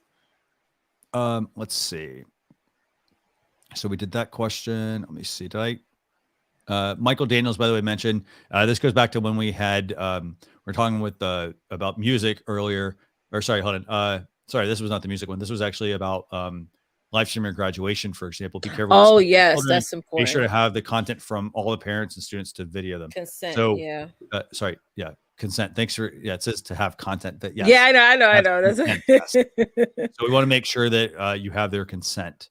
And that's typically, it's a form, I think, for the most part, you can just print out and get them to sign. Yeah. And make sure you're allowed to do it with the school, because even for graduations, they'll have the graduates sign a consent early on that this is going to be filmed, but you still want to have that permission and consent from the actual school, because they're the one that's hosting the actual physical graduation or event, if it's an event. Yeah. So entrepreneur lifestyle is asking, do you recommend a specific type of camera mic to use with streaming? Been using it for 2 years and I'm finally monetizing. So congrats on the monetizing piece. And she had another question to that too. I want to go to that after we answer this one. Perfect. Yeah. So so the mic, I'd say, okay, so the built-in laptop webcam, that's a good place to start. I think the next level would be two things. So for example, you can use, and I'm going to throw out some pricing here as well. So this is an external webcam. This is a Logitech Brio. This is a newer webcam, actually. You can buy the C920. That's going to cost you about $60, and it's an older webcam. It's a decent webcam. It's what a number of people use it, but this one can do up to 4K as well. It's not to say you're going to use 4K to stream, but you could use 4K, for example, if you're going to be producing the videos yourself, like doing maybe a tutorial or something like that. So I'd recommend checking out that that's a webcam. That's the Logitech Brio. However, there's another one you can check out, Irian Cam. So if you have like an iPhone or a smartphone laying around, you can check out, I think it's Irian.com. Yeah, Irian.com. That's one option. And then the other option you can use is it's called Re-Incubate Camo. And it's a way to use your smartphone as a webcam. And so the price difference here is the Logitech C920 is about $60 to $80 probably. The Brio is probably 150 is 150 to 200. The Re-Incubate Camo is I think it's $80 a year, and it lets you use your smartphone as a webcam. And the smartphone cameras are pretty fantastic. Yeah. So I would definitely start there. And then from a mic standpoint, a lot of people get the Blue Yeti. I typically go with, I've got a Shure SM7B. I know Leticia, you've got a different mic as well. You're using DSC HLZY. and then the other one that we always recommend is the Samson Q2U or the ATR 2100. And the reason we recommend that one is because it's about $70 to $100, and it has a really cool feature, and it's the fact that it has USB and XLR. It's, it has a little stand with it. It's more of the handheld microphone like you see, but the stand is there. But it has XLR and USB, and the benefit to that is you can plug it directly into a laptop to start, and then if you want to graduate to a mixer, you have a mic you can use with an XLR connection. Right. So definitely check that one out. By the way, USA live stream, if you want to join us back again, let us know. I saw you just dropped out. Let us know. We're happy to bring you on. Okay, so let's see. What's the other question? Her second half to her question is she about getting enough comments, likes, and any suggestions on that. Yeah, go ahead. You have feedback? Yeah, I have to say, definitely. Are you? We need to know more details on this first. Are you promoting the show? Number one, in advance. Are you building a list so that way when you're about to go live, you can get people to watch and also check out the replay? So come on panel and let us know, what are you currently doing now, and that way we can, direct you in the right direction. And if you want to drop the link, by the way, feel free to put that in. That would be great. Awesome. Will do. Very cool. And then Jewel makes a really good feature request, actually. Find her comment. It's weird I can't tag her for some reason. But Jewel makes a comment about, let me find this. So Jewel says, having a guest trademark attorney to come on and address music media segments and ownership rights. Oh, very good idea, actually. That would be amazing. Great suggestion, Drew. Let me make a note, actually, while we're doing that. So feel free to bring because up the that's being more and more asked. Like, I mean, even on the other StreamYard shows I'm watching, people are asking that. Let's see. Any tips on how to grow your channels faster and quicker? Content. That's my suggestion. You got to create content, but go and also engage on other channels. Make sure you're spending the time optimizing your content as well. So like, for example, if it's YouTube, make sure you go and optimize. Facebook, you can't do a whole lot of optimization. Put it on your own website, build an email list. What else? Like there aren't shortcuts necessarily. So you just have to work smarter and not harder at what you're doing. Yeah, I think for me, what has grown my channel, I mean, I don't have 1,000 subs yet, but I started out with like 70 for years. I'm talking about years.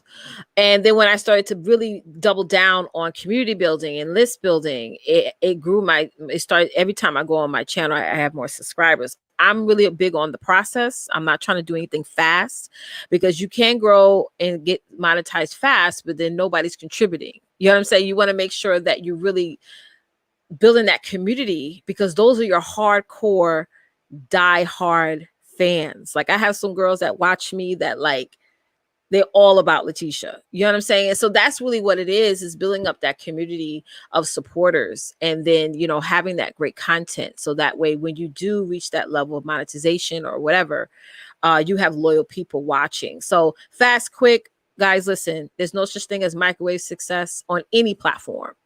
Trust the process. Double down on your content, double down on your overall show aesthetic, and then just work your way up there. If you're getting, 10 new subs a week, just imagine where you're going to be by next year. You know what I'm saying? So trust the process. Trust the process. And people know when you're getting impatient. Let me add that. When you're getting impatient, you want to fast track things. People know that. And then they don't want to follow you anymore. Yeah. Because you're making it icky. Go ahead, Christian. I'm sorry. I was gonna say UK Desi Garage. Like, yeah, definitely. Like, if you're here, come on stage, on screen with us. Let's say on stage. Come on stage with us, and let's talk through some of that. Because, for example, it'd be great to know, like, well, what are you currently doing? What have you tried? How long did you try things? Because a lot of people also do this. they start doing something, they do it once, and they say it doesn't work. Oh, yes. You got to do it Talk more than about once. it. So Whew. you got to do it, and you got to iterate on it. So, okay. So People, let's, it surprises me that people still say that to this day. Yeah.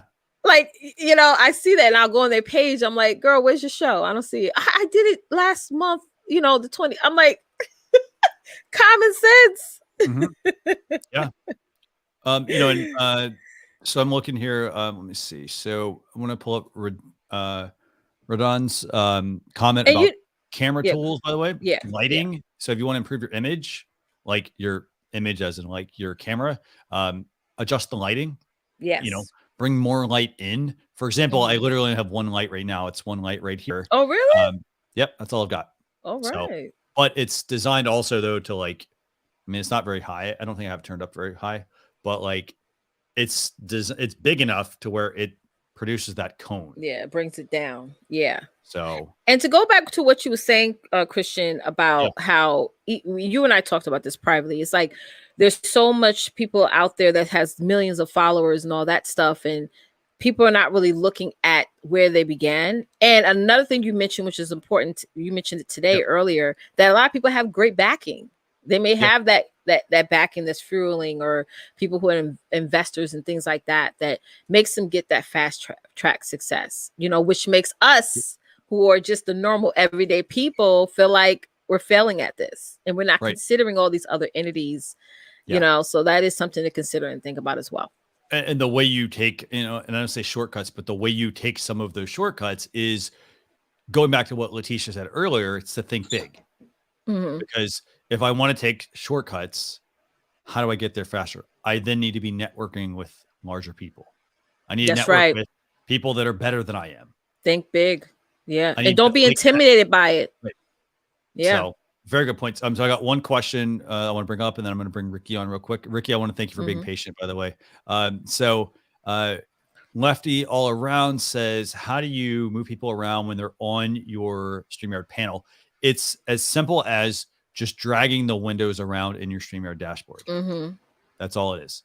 So for example, I'm just dragging Leticia to where I want her to go and myself. That's it. That's all you got to do. And don't be a click gangster now. Don't just be clicking and moving people around, because that is annoying to the viewer who's watching. And everybody's just moving around and you're changing the layout. So stick to one. Like if I'm doing an interview, I would normally, let's say I have 3 people on, I would normally have the main guest as the premiere and the other guests along with myself on the side, so people can tell this is a talk show, you know. So just have like a main layout that you like to use. Some people like that side by side look. I don't personally. That's not my look. The like, I don't know if I should do it now, Tristan, like this. Right. Yeah. Yeah, right. I don't like that look, but a lot of people use it and they like it. And honestly, when I'm watching their show, I like it for them because it does work for their overall show aesthetic. So try to choose one you could be consistent with. Definitely, yeah. So let's do this. Let's go ahead and bring on. Let me actually turn this comment. Actually, turn that comment off, and let's. Bring on Ricky. Ooh, I gotta find it. I'll turn it off. I got it. Oh, right here. Bam. Awesome. So let's bring on Ricky. Here, I got him. So I'm going to bring on Ricky. Ricky, thanks a lot for being patient and for joining us. No problem. Thanks, guys, for having me. Anytime. So tell us, okay, so who are you? What's your show about? And then what question do you have for us? Okay. Hi, I'm Ricky. I'm based here in San Francisco. I'm an avid user of StreamYard. We've been using it for probably about 9 months now or so. Yeah. Literally right after when COVID hit, we started looking into different platforms, and when I came across StreamYard, it said this is it for us. So we've been a pro user since. We probably produced over, I don't know, dozens of shows right now, and I'm actually the technical director and executive producer for about 3 or 4 shows. I'm working on maybe 2 or 3 more that we're looking into. So one of the shows that we produced is called G Talk. It's kind of like online version of The View, where we have about 3 or 4 female hosts. And what we do is we cater to the Filipino market, where we are able to interview high-profile celebrities in the Philippines. To the point that we've gotten so big where their PR people are coming to us now. They want to be interviewed. They want to be featured.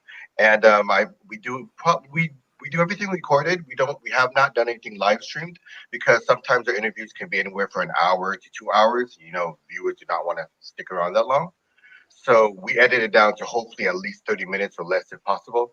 So one of the things is because we never have a lot of time to do any tech checks with these celebrities. So when they log on, so when we have like check their lighting, check their audio. But one of the things I asked a question earlier on the chat is when they come on, when I bring them onto the screen after we introduce them, it would be great if there's a way that I can pop them into not this layout, but the layout that Leticia talked about, where they're featured with the guests on the side. Like, which one you want? No, that one. No, the other one. This one? That one, yes. So, for example, if a last person comes in and I automatically click that button, they go to the side. They don't go where you are, Christian. I'd have to move them. I'd have to either drag them or I'd have to either drag them to position 1 where you were to get them on that spot automatically without drag and drop. It's kind of like what Leticia said, where people don't want to see all the drag and drops too much. So I try to eliminate that by hopefully getting that person on this screen automatically from once they jump on, if that makes sense. Yeah, that makes a lot of sense, actually. So you basically, I'm going to make a note here. So you want to be able to specify which box a person is brought into when you bring this particular layout, yes. On screen. Okay, perfect. Because normally what happens is I have everybody on screen, and then when our hosts are talking and they're about to, the guest is about to answer a question, I have to do that. I have to switch it. And of course, I'm trying to eliminate that because we're doing a lot of editing as well. Yeah. Okay. No, I mean, is there a workaround about that? I mean, if you've heard of anything? I don't know of a workaround actually of that at the moment. So, but I did make a note of it just now, actually. And so if I get any feedback, if it makes sense, why to do it? Why it's a request? No, it makes a lot of sense to me, actually, because it's reducing friction. It's one less thing you have to do. So exactly. No, that makes a lot of sense. So do me a favor, shoot me an email. Okay. Marketing@StreamYard.com. Just put in the subject, just tell me a little bit about your show. Okay. Okay. So that way we can learn more about it. Okay. Awesome. Great. Yes. And then also, we've also noticed recently, and I just noticed it today when I logged into your broadcast, is there's a question asking to be logged in through Google, through YouTube or through Facebook. And we've had a few issues where some of our guests don't have either. So what are other ways to work around that? That's a good question. Because we've only noticed it recently. We didn't have that problem in the past. It could be also a change to Facebook and YouTube policy. Yeah. Like, I'm not sure. I'll make a note of that as well, just because I think it's a good question. So basically, you want additional authentication options. Yeah. I guess. I mean, if there's an option just to add someone's email or something, or cell phone number or so, I don't know. It's just the only 2 options was to log in with your YouTube account if you have one, which most probably is going to be your Gmail account, right? And Facebook. And we had a recording the other night where the celebrity, he doesn't actually have his own. He has his peer people do all that, so he doesn't have a personal account. Ooh, I see. We had to work around. We had to work around all that just to get him on screen. Okay. Yeah. No, it's a good point. Actually, I made a note. Actually, anything you want to add, Leticia? I mean, I think your authentication, double authentication, has to be on StreamYard. I think if you turn it off, then anybody can hop on. Is that the case too, Christian? I'm not entirely sure on that part, actually, but okay. But that's a good question, actually, about authentication. I'll see what we can do, if we can change that or enhance it or whatnot. Because logging on today, this is the first time I've actually seen that option. I've logged in before. I'm normally the host, so I don't normally see it. But today I finally saw what everybody's been talking about. Okay. Yeah, I'll see what we can do, what we can come up with. Again, shoot me that email, and we'll see what we can come up with for that. Yeah. So, okay, great. Okay, awesome. And then also I have another sort of share that how I also use StreamYard, not just for live broadcasting or recording. I'm also a videographer, and I'm also a sound engineer. So I actually got to use StreamYard to record a voiceover talent who I couldn't get to because of the pandemic. I couldn't get into a studio. I couldn't do anything. So I actually used StreamYard to record her as a recording studio. It's like I'm in the booth and she's in the booth. I'm behind the deck, and it worked out perfectly. Nice. That's right. So can you tell me how you set that up?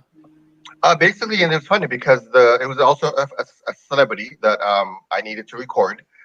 So she only had her phone and her regular iPhone earbuds because, of course, if she used her phone without the headphones, I'll get a lot of echo, a lot of background noises. So I said, let's try your earbuds, and it worked out perfectly. Of course, the quality is okay, but I can tweak that on post, where I can add reverb, I can add bass and highs to and everything. But it worked out perfectly. Literally just her iPhone and her earbuds, and it worked out perfectly. Yeah, awesome.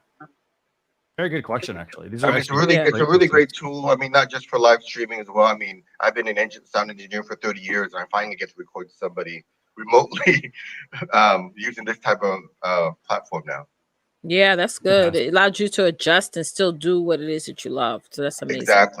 Exactly. I'm also into media monitoring. I'm not sure if you guys know, if you're Christian, you're in the marketing department.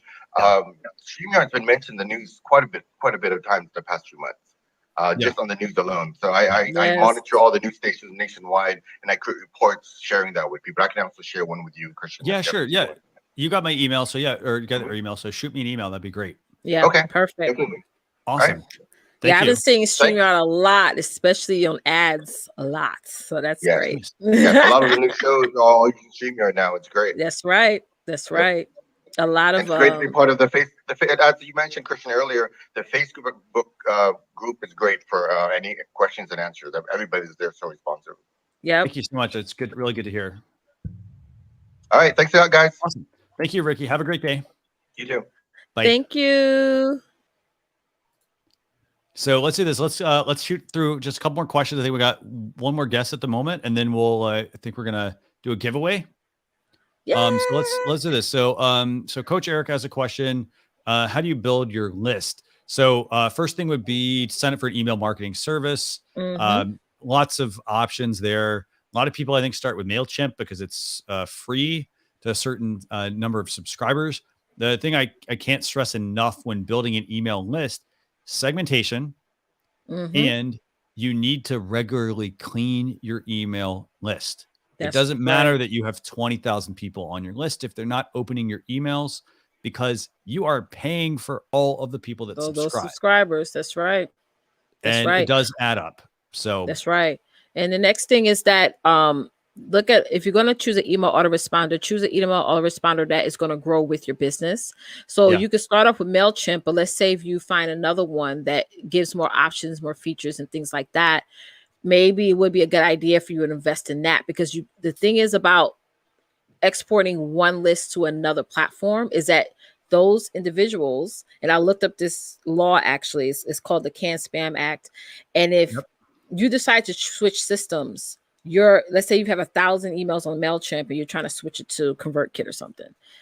Those people have to resubscribe back to your email list because now you're using a different system. You just can't add them and just randomly send them emails because that's breaking the CAN-SPAM Act law. So, expensive, by the way, it can be.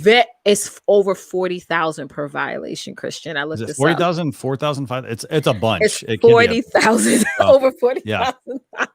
So it's like you got to make sure you do that. But again, how do you build your list? You got to promote it. You got to open your mouth, talk about it.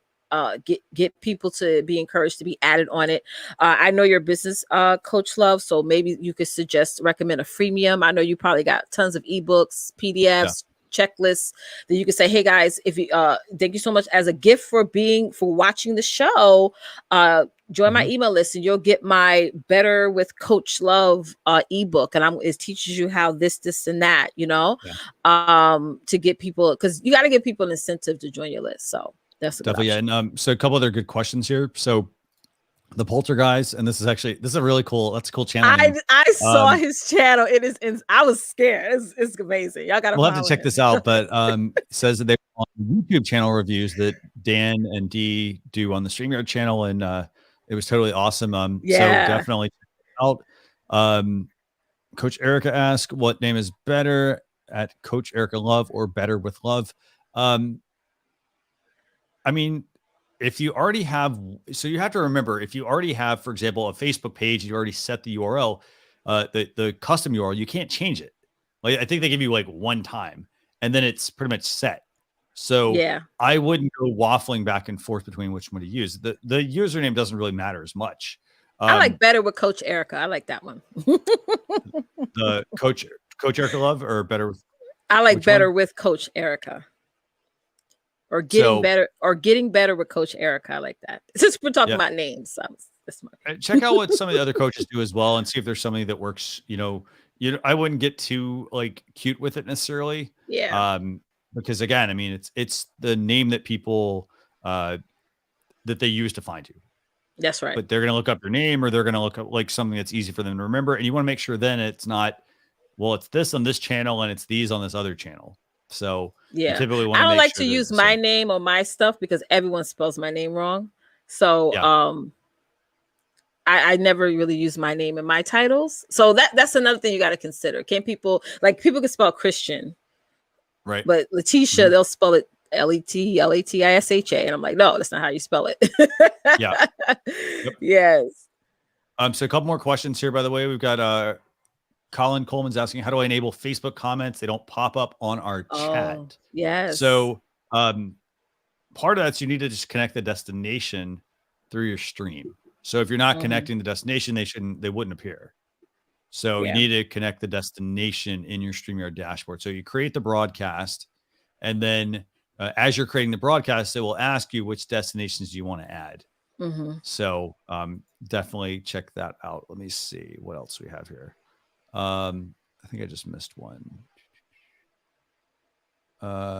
Somebody said there's a loading circle. Two people said, Pop says a loading circle in the middle of the broadcast.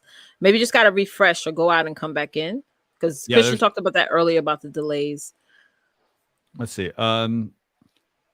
Good question, actually, from do you recommend using headphones when doing live from your phone? Yes, but you have to keep this in mind. So because it's using the browser, you won't be able to use an external mic. So plug in headphones. It'll use like if you're using the iPhone headphones, for example, it'll pick those up. But if you're trying to use like Bluetooth, for example, the Bluetooth ones sound like AirPods. They sound great to you, but they don't necessarily sound good to everyone else, because they have mics and they're basically like listening around you to improve this audio. So definitely wear headphones when you can, especially on mobile though, because remember, like just because you're holding the phone up, there's also any sort of noise in that phone, it's hitting that microphone, and the microphone potentially sounds bad to other people. So. Exactly. So I was watching a celebrity do an interview the other day, and she had the wireless, and her sound was horrible, and she had to switch to something like this, because I personally like to use these headphones for my phone, because this is the mic and it'll just pick up the sound around here versus the Bluetooth ones where it's like everywhere, Yeah. And I'm not sure. IRC's saying like, this loading circle thing you mentioned. I don't see that at all. I don't see it either. Let me go back to the stream on So my guess is it could be your internet, maybe. By the way, Remy, thanks a lot for joining us. Okay, so hey, Rem. Let's see. Hey, girl, hey. That's weird. Why? That's interesting. I'm seeing a couple of people say that. That's interesting. I see like I'm going to check on Facebook. Very interesting. Okay, so USA Live, bring in a second here. And then we got one person saying, have the destination set up, they just still don't come up. Is there something that requires permission? I'm seeing it, Christian. We're playing, but I'm seeing like the round circle, and it's going like this. Yeah. Let me go check that out actually real quick. Give me a second. I'm going to go check this out real quick. Okay. Christian's going to go check it out. Since the moment, I just want to say your hard work. Cheers. Thank you. So let's let Leticia, you go through the comments real quick. Yep. Okay, so let's bring on USA Live. Awesome. So let's switch the view. So I'm gonna let you go ahead, take that one while I'm looking up this Facebook circle. I want to see what it looks like. So how are you, USA Live? Let everybody know who you are and what you do, sis. Hello, everyone. How are you? How are you doing? This is Salamat. And of course, welcome to Leticia and Christian. I do tutorial, live stream, unboxing and reviews, and everything else. So I try to incorporate everything that I want. So anyway, the reason I am here is because I would like to ask Christian and you again to do an overview with my channel, because my channel is still under construction, and I did everything. I did every suggestion that both of you have actually given me. So I did my channel art, my YouTube channel art. I also did only few, because I don't have a whole lot of time for my thumbnail. And like I said, it's still under construction, and I need you to check it out if I did at least somewhat okay with my channel. I did the customization like you have suggested to arrange it, and also the live stream, like where we customize, and then of course I did the YouTube channel art where everybody can see exactly what I am doing in my channel. So I don't know if I did it correctly, but I did what you suggest. So which channel is it? Let's bring up one of the channels. USA live stream. Okay, let's see. Hi. Let's see. Where did it go? Number one fan. Yes. Did you see my StreamYard fellow? I saw. I was about to say you got a whole brand new whole background. There. Wow. Yes. That's from Christian. Awesome. Yes. No, thank you. I'm glad you got that. Thank you. No, you said display it, so I said, I need a cup. Let me join in. Okay, guys, so we're gonna I'm do. pulling up the channel. No, go ahead, Leticia. We're gonna do the giveaway soon, so please do hashtag love StreamYard. If you already put it in, I already added your name. Okay. Yes, awesome. And what we'll do is, Leticia, before we do that, because I want to show people this, because we always get the questions. We will make sure we show people like how we do that, because like it's a bit of a process, but we'll show you how we do the giveaway. Okay, absolutely. So let me pull this up. Okay, so I've got your YouTube channel. Here we go. And I would also suggest, by the way, USA Live Stream, I'd recommend trying to join the YouTube channel reviews as well. In addition to all the I'm more than happy to give you feedback. I would definitely recommend joining them as well, like the YouTube channel reviews that they do the second Saturday of every month, because Daniel and Dee do a fantastic job with that as well. So, okay, so here's your channel. Okay, so I'm going to go to this USA live stream one, right? So let's pull that one up. Okay, so we got some hashtags. Okay, so which one do you want me to look at? Well, remember I changed my YouTube channel art, because before it was just plain. Okay. So now your suggestion, make sure that I also point out what is my channel is all about. So I added a small screen with tutorial, unboxing, live stream reviews, and much more. And that's what I did. And then the customization, I arranged it the way you suggested. So I think, what do you think? I did okay? Or I'm looking at what we got here. So, okay, we've got popular uploads. Okay, so I would say this. I think popular uploads is good to put up there.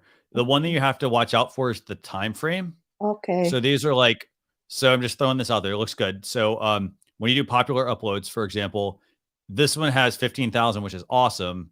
But if I go through some of the others, and I'm like, oh, hey, she only had, the numbers are fine.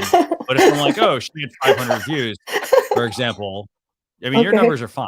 Okay. But you get what I'm saying, right? So you want to make sure that you show, hold on one second. Let me actually. I don't know how to do that yet. No, you're doing a good job with that. I just want to say that a lot of people, if you have a really good video that you did a long time ago, say that was 5 years ago, you just want to make sure, popular uploads, you may not want to show that. Okay. But I think it's good otherwise. So then we have to look at what your channel is about. So for example, you do tutorials, unboxings, live stream, right? Live streams. And then do you do live stream reviews, or do you just do, or what? Can you tell me what that is? Well, I do a lot of live stream, mostly every other day, to increase my number, watch time and subscriber. So in between during the live stream, sometimes I do tutorial on it, incorporate. And then of course, if they have some reviews that I want to incorporate. Sometimes I do that also. So I do different kind of reviews, electronic gadget, YouTube settings, and different kind of stuff like that. Okay, so I would say this. I think you need to focus. You still need to focus. We got to niche Okay. down. Okay. So for example, I'm going to bring Michael Daniels' comment up here. He says the banner is confusing, and on mobile and iPad, you won't see half of the artwork. So that's a very good point. You do want to test on desktop and mobile to see what it's going to look like. But I would definitely say you need to niche down. So for example, you've got this one that says 10 key tips to becoming a successful YouTube creator. I would take out my hashtag. The hashtag has nothing to do with that. Okay. And then your hashtags that you've used. So like you've got USA live stream twice. I wouldn't put it at the beginning because it doesn't matter. Okay. You got USA live, like I would take the gadgets one out. Okay. Creator, you may want to use that, but like, it could be YouTube. So YouTube tips. For example, look up like YouTube creator would be probably you have too many hashtags here, first of all. Okay. So you need to shrink. You need to only pick like a handful of main ones to use. And then as far as the YouTube channel art, I am having a hard time. I don't know how to actually do what Michael was saying before. I don't know how to design the right way.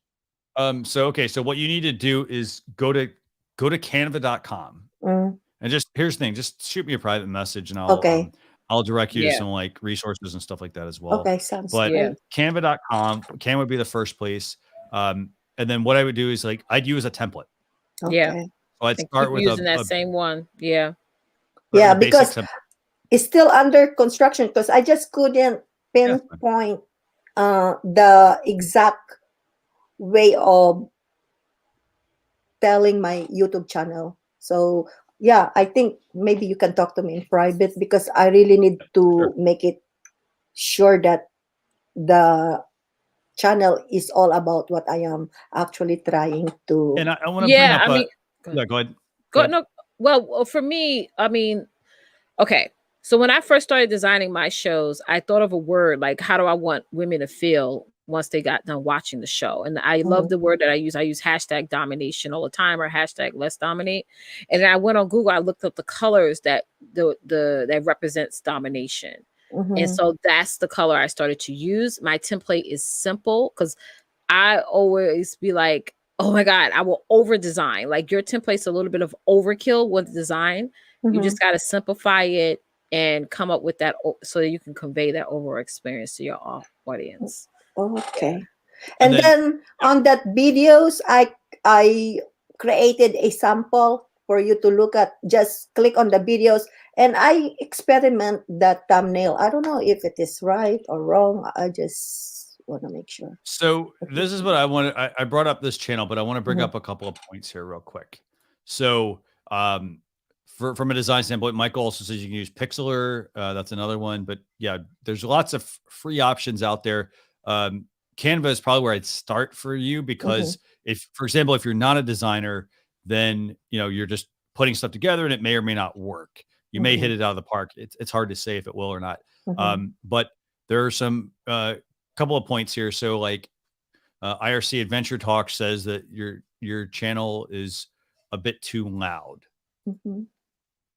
And meaning like it's sort of in your face, like, and there's no color palette. If you really think about it, you've got red and white and black, for example, and then you've got this one that's blue.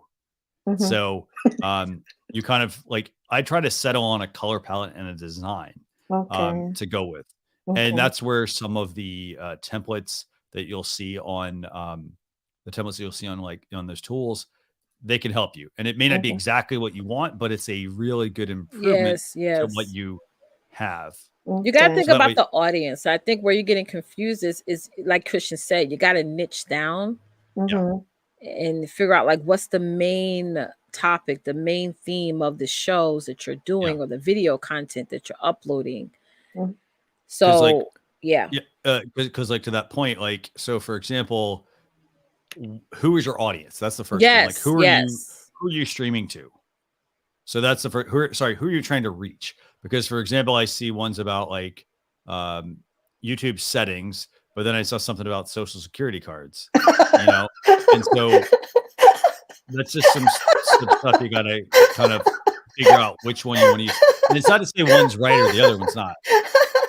You're so funny. So I just say, like, you got to figure out which one you're going to go with. Okay.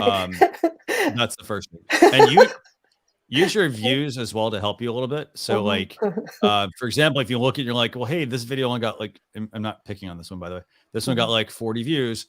Maybe this isn't the right topic for me to be streaming about. Like, oh, wow, I got this other one that happened to do really well. So that's one thing. Yeah, you're right. And then colors and images. So Omar also says colors and images were synonymous with your work or product. So that's something to keep in mind as well. Because I did notice, like, on your channel, you now have the membership section, which is great. 5, 10, 15, 20, $50 a month, for example. That's a lot of memberships, girl. Yeah. I am experimenting in case the other one doesn't work. Let me cook also. Yeah. No, so you got like different options. So basically the membership perk, by the way, for people that look at this, if you do the if you do something that, like, for example, is like, you sign up for a membership, then this gives you certain access to things. And then the other one gives you other access as well. So, for example, if you did the $10 one, well, I need to talk to you in person because this is like a second language. So it's better if I talk to you in person, then maybe you can guide me. Is it okay? Yep.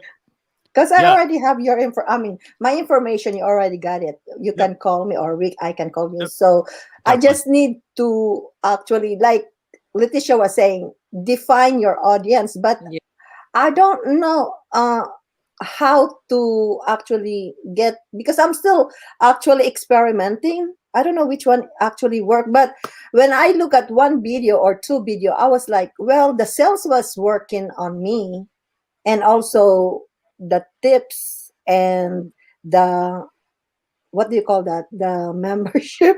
So I'm thinking to tailor that. I know I can admit it to the world that I still have a long way to go, but at least I am trying and I made an effort, right?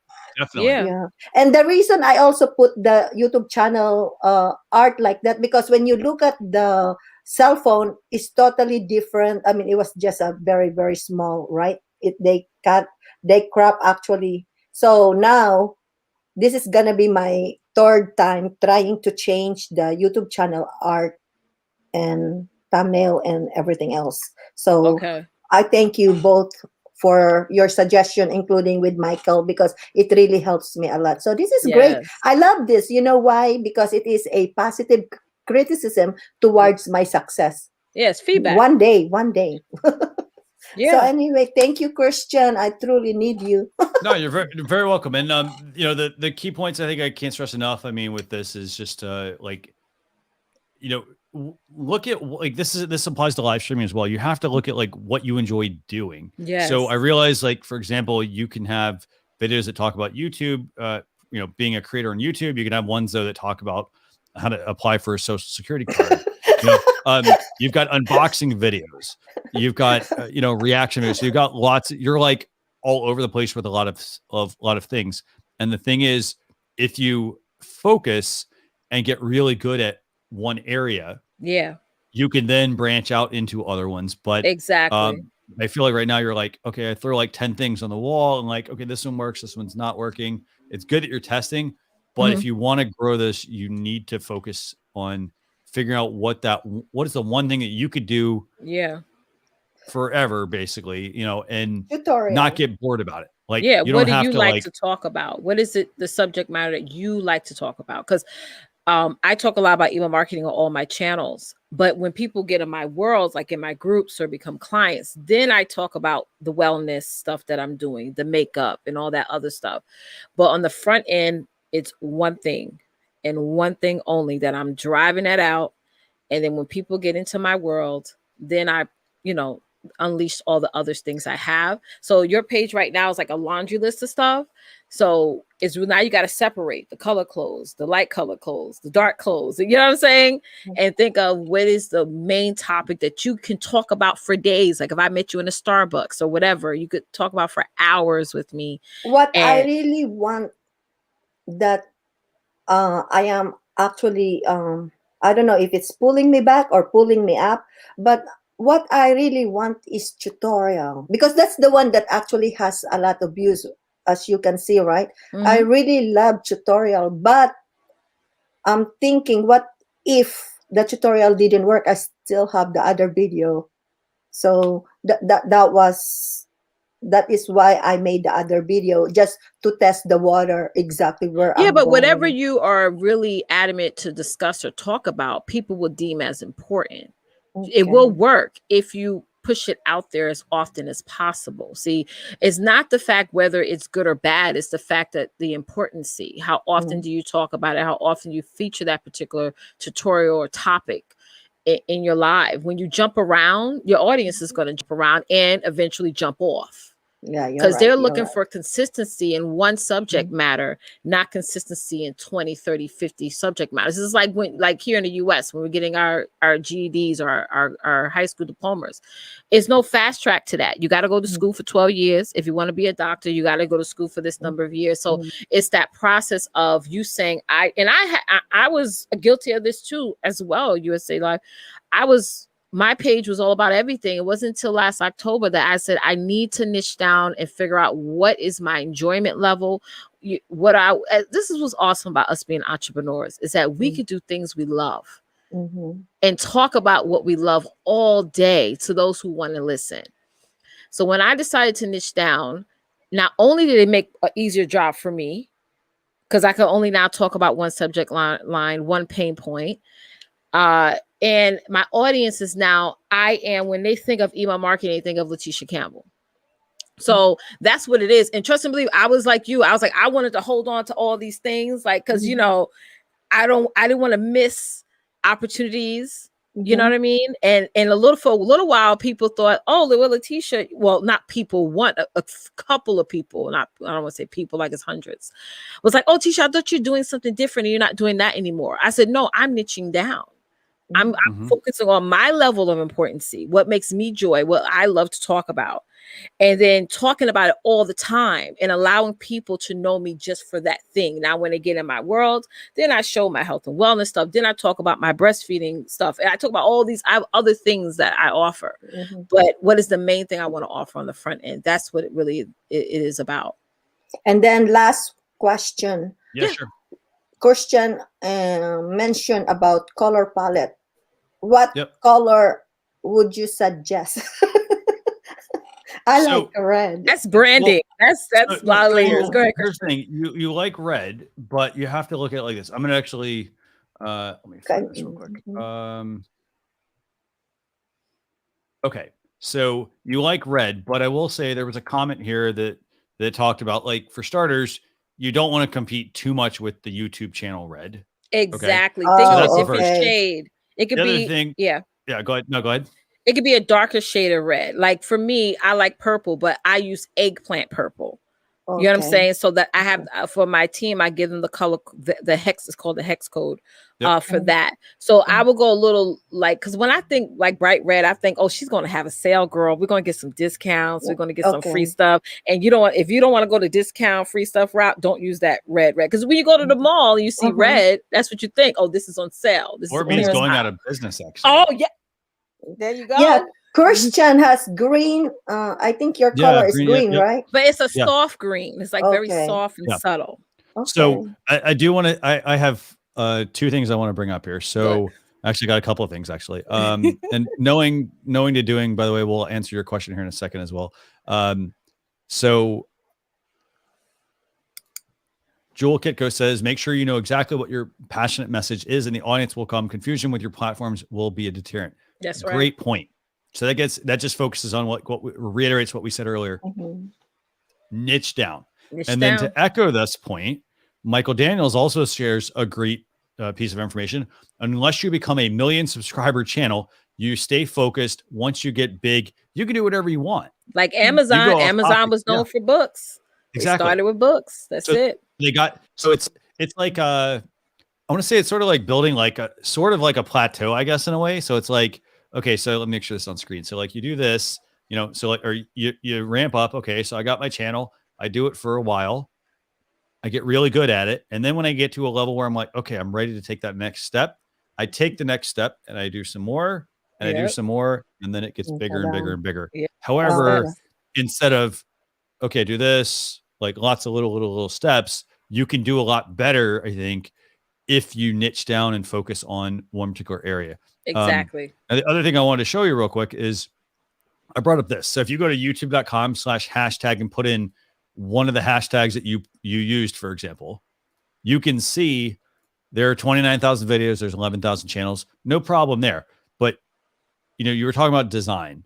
And if you look through these different channel thumbnails that show up, they all have a very specific design to them. So I'm not saying copy them, but I'm saying that like you get an idea that like, okay, this is what their thumbnails look like. For example, they're not terrible. Like they're not too busy. Like this one's a little meh, but like, and I say that because it's like, it's busy. There's a lot of stuff on it. But you look at most of the other ones, like they don't put, you know, they don't put all the text that they want on there. They put like an object that represents something, and then there's some text that goes on there. And I guarantee most of them made it in Canva. I guarantee, or some type of free app. Yeah, this, you know what I mean. Yep, they probably use Canva, or there's it's called like, see a lot of templates. Like there's one I see here, like this one is Thumbnail Blaster, for example. Yeah, you know, which is it's just an automatic tool, you know. So yeah. So okay, recap. See, yeah. So my recap is I have to do the palette color, change the palette color, and then redo the thumbnail and channel art, and then try to go to TubeBuddy to find keywords of my tag, and that's it. No, first thing you gotta niche down first. Oh, gotta shed that fat. I'll shed it. You know, and say what do I like to talk about, and what finds I me like joy? to marketing. Remember, I told you first time I met you, I am into marketing and tutorials. So if I like how to niche the two, I like tutorial and marketing. I guess. Yeah, but you got to niche down further. Okay, so you like creating tutorials on marketing. Okay, great. Let's take that marketing a step further. Is broad. Marketing on what? Are you talking about? Like, hey, you know what? I want to talk about even further than that. You got to go further. Okay, can you think for me? Because it's farther. What do you want to become known for? That's the thing. Like it's not. It can't just be like, hey, I want to be known for tutorials, or I want to be known for marketing tutorials. So I am marketing, but towards like you and Leticia, like going that small business. So how do I tailor that? I'm gonna use me as an example. Like when I started to niche down, it was like, okay, I want to mainly talk about email marketing because that's what that's what I'm a guru at. And then I was like, okay, what Christian means by niche down, marketing to who? Okay, I want to mark to female. I want to market to female entrepreneurs. I still have to niche down from there because I was like, well, I don't recruitment. I don't want I don't want to work with startups. I was very clear. I was like, I don't want to work with startup businesses. In order to work with me, you have to already have a established business. But then I went down even further. I said, well, what type of business? Coaches, consultants, course creators, network marketers, service providers. And that's how I started to like niche down and say, aha. How about networking recruitment? No, that's too much recruitment. Like what you just said. What about it, Christian? Marketing, networking. See, I'm having a hard time. English, please. I mean, niche. Just give me one niche. Marketing. So give me idea. It's hard to say because like it's hard. For example, like for example, if you've never worked in email market, if you've never gotten into sales, using, I am good in sales. Okay, you're good in sales. Okay, what type of sales? It could be house, retail, because sales is broad, right? Yeah, that's very broad. Yeah, so I can sell house, I can sell car, I can sell anything. So No, go what further than that. about sell? So like Michael, for example, says very broad topics here. And I think, Michael, I think you're telling her she needs to go deeper, right? Correct me if I'm wrong on that, but I think he's trying to say you need to go deeper on that. So like, for example, if we're talking real estate, or like if you're talking about selling houses versus selling cars, two totally different things. Sales is a part of it, but you need to like focus on an area. So if you're like, hey, you know what, I want to teach people how to sell houses, then I would get into real estate marketing, for example, things like that. I would talk about real estate. I would talk about like, what are the terms, for example, that somebody is that needs to know. Okay. Like Okay. that Now kind of I stuff. got it. Okay. And then my videos that I publish would be about that particular area. And you have to look at, Leticia, you're muted, by the way. I totally need to capture that one like that. I love bloopers. Okay. So Yeah, you got this okay. down. It's like, because again, if you're going to market to real estate and you're having building content on that, and they enjoy your channel, they subscribe, and then you're talking about cars, selling cars, they're going to unsubscribe right away because they're like, Okay. because it's like going to McDonald's. I'm not going to go to McDonald's and all of a sudden they're selling pizza, and I'm like, I want a Big Mac. Mhm. I don't want to see pizza on here. It's like when they tried to sell the McDonald's tried to come out with chicken wings. Like nobody brought it. Like, we don't want, you're McDonald's. You're not Right. Popeyes. Oh. You're not Chick-fil-A. Like, why are you selling chicken wings? Well, and that's the thing where, like, you know, when you're like one of those types of businesses, they have to be like, when they only do like lunch, if they're known for just lunch and like dinner, and then they're like, Yeah. oh, hey, we're going to start launching like breakfast. For IHOP example, tried to do that they had with now selling burgers, and people are like, wait, IHOP is pancakes. What are you Exactly. doing? And they ended that. They nixed that out with the burger Right. thing. So you got it. So, and Joel, by the way, Joel, do me a favor, shoot me an email, marketing@streamyard.com. I want to definitely chat more with you as well, because you've been sharing some fantastic like comments. She's one of my clients. Oh, perfect. Oh, good. Okay. So yeah, because Christian, you also into marketing, right? And Leticia, and this is why I actually try to gravitate to all of you, because both of you are into marketing, and Yeah, but are I you love doing it because marketing it's a also. trend, or you want to do it because are you passionate about I helping? am passionate. Okay, so then you have to niche down to what type of marketing do you want. Marketing is so broad, girl. I'm serious. It's such a big industry, and you know the fact that it is mostly male dominant. Now we as women have to niche down to connect with more females out there. So you got to figure out what type of, is it social media marketing for whom? Is it marketing people to sell their offers online? What type of offers? Product-based offers, digital offers, physical offers, things like that. So it's like you gotta like break it down according to what you know. Because a lot of times I see people who are like YouTube entrepreneurs who say, well, I watched a bunch of YouTube videos on emails or YouTube videos on selling products, and now I'm a genius at it. No, you gotta, if you worked, like I have over years of experience, over 2 decades of experience in sales and email marketing. So that's my Zone Your Genius level, and I built on that. You know what I mean? So that's the same thing you have to do. Start off with the foundation. There's something that you know that someone else out there doesn't. But So it can't be everything. That's the key thing. It can't be everything. Yeah. So definitely, you know, you want to make sure that you, and here's the thing, maybe even before you create your next video, like build some time into your schedule to where you just sit down and you think about like what it is that you're good at. For example, I've been to social media marketing and digital marketing because I've been doing that for like 15, 16 years now. Mm-hmm. Like, so it's not like I just started today or even last year. I've been doing it for quite a while. So, you know, so I'm not saying like, oh, well, just because you don't have 15, 16 years or whatever, doesn't mean that you can't do it. Yeah, absolutely. But yeah, you know, and to add also another point here to Adam's exploits, like you can't be all things to all people. So you need to be very focused. Here's the thing. If you look at all the people like they're doing pretty much like tutorials online, they all have an area that they are known for. They're not a master of everything. Yeah.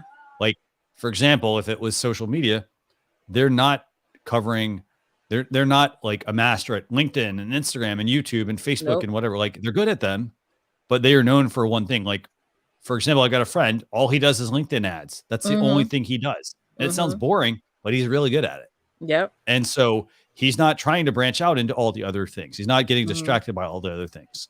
So actually, I joined in the year of 2019. So everything until this day is experimenting, trying to find everything. So now that I got both of you, so what I'm going to do is, like I said, niche it down and then try to correct everything that is actually need to be corrected, especially the front of the YouTube channel art, thumbnail, and then niche it down to what kind of topic do I really passionate about.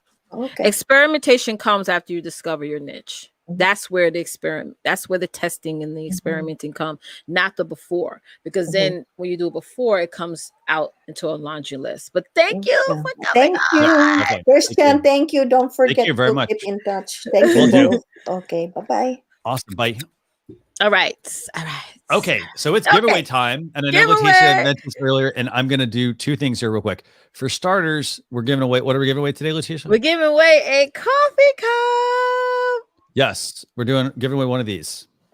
So StreamYard mug, and just use hashtag love StreamYard. That's the first thing. And then Leticia's got this wheel of names, but in the meantime, before the wheel of names, do me a favor. Would love it if you guys hit that like button and the subscribe button. And of course, the notification bell, because we go live practically every single week on the StreamYard YouTube channel with some amazing topics. I know on Sunday we kick it off with a town hall. On Monday we've got live stream impact. I got to remember the schedule here. I think like Wednesday we got a StreamYard Connect. Thursday I think is StreamYard Spotlight. I think Friday is Learn with StreamYard, where we have a tutorial we do, and then back to Saturdays, obviously. So just lots of shows, and they're all there to help you, though. So put hashtag Learn with StreamYard, and then we're going to pull up this wheel of names, actually, that Leticia has. And I know I told you guys I'd show you how we're doing this, and I'll pull it up right now. I know we've got all the names here. Yeah, so just a couple of quick points here. So very simple. It's wheelofnames.com. Thanks again, Adam's Exploits as well, by the way, and USA Livestream, and Michael Daniels, and Coach Love, and everybody for joining us for this, and NLTMW. Like, thank you, and just so many people. I've had a great show. I think I hope you all have. We too. love you guys.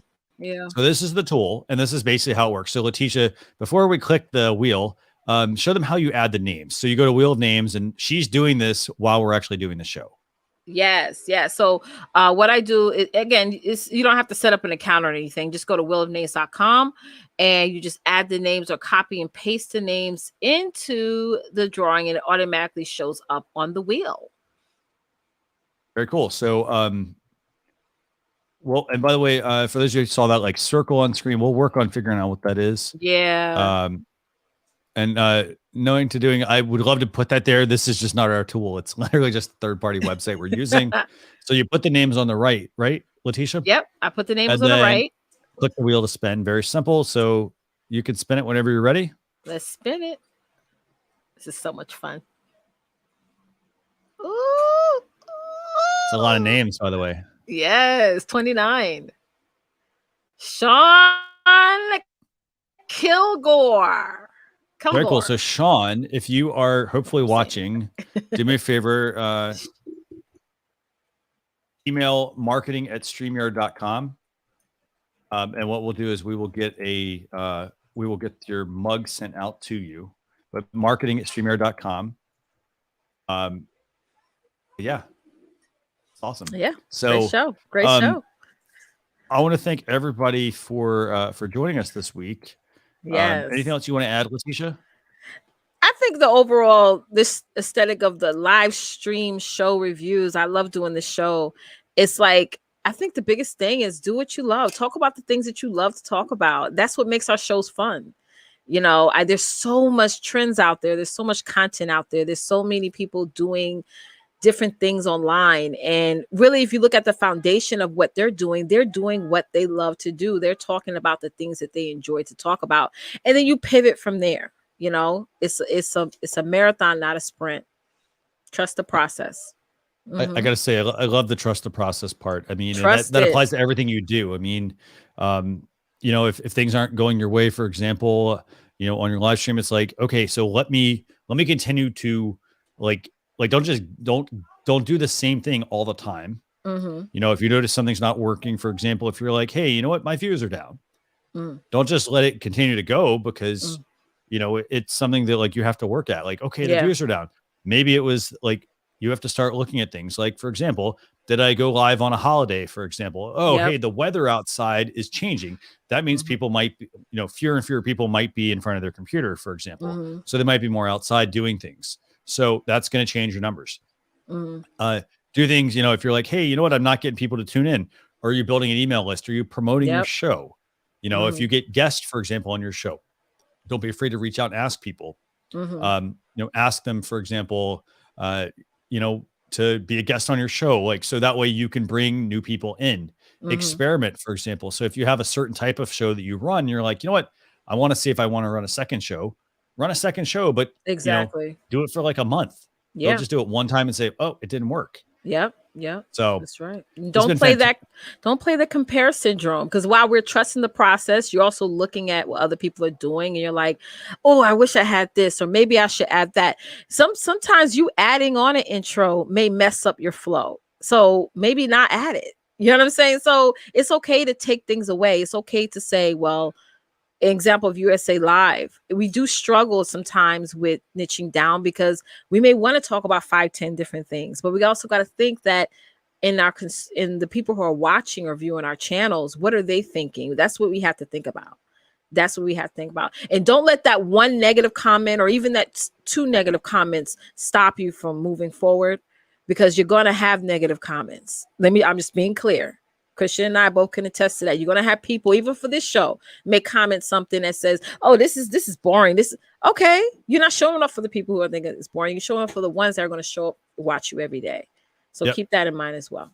No, definitely. Yeah. So, definitely, and I want to thank everybody for joining us this week. I mean, this has been a fantastic show. Yeah. Again, I mean, this is almost 4 hours long, but I love doing this. Yeah. And so as long as you keep bringing the questions, and joining us, more than happy to always keep doing these. So yes, we'll see you all next Saturday, right? 12 p.m. Eastern Standard Time.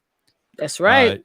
So remember, this week, the one thing I can just encourage you to do is, take an assessment of your live stream. Like, is there an area where, you feel it's deficient? Like, hey, I need to get more viewers on, or I struggle with getting my show, for example, scheduled, or, getting a script, for example, or I fumble with certain things. Like, bring it to us next week and we want to help you. So we could talk about workarounds, like with the events thing. That was a good thing. A lot of people like that answer to that. So this was a great show. So thank you, everyone. We'll see you all next Saturday. Bye, everyone.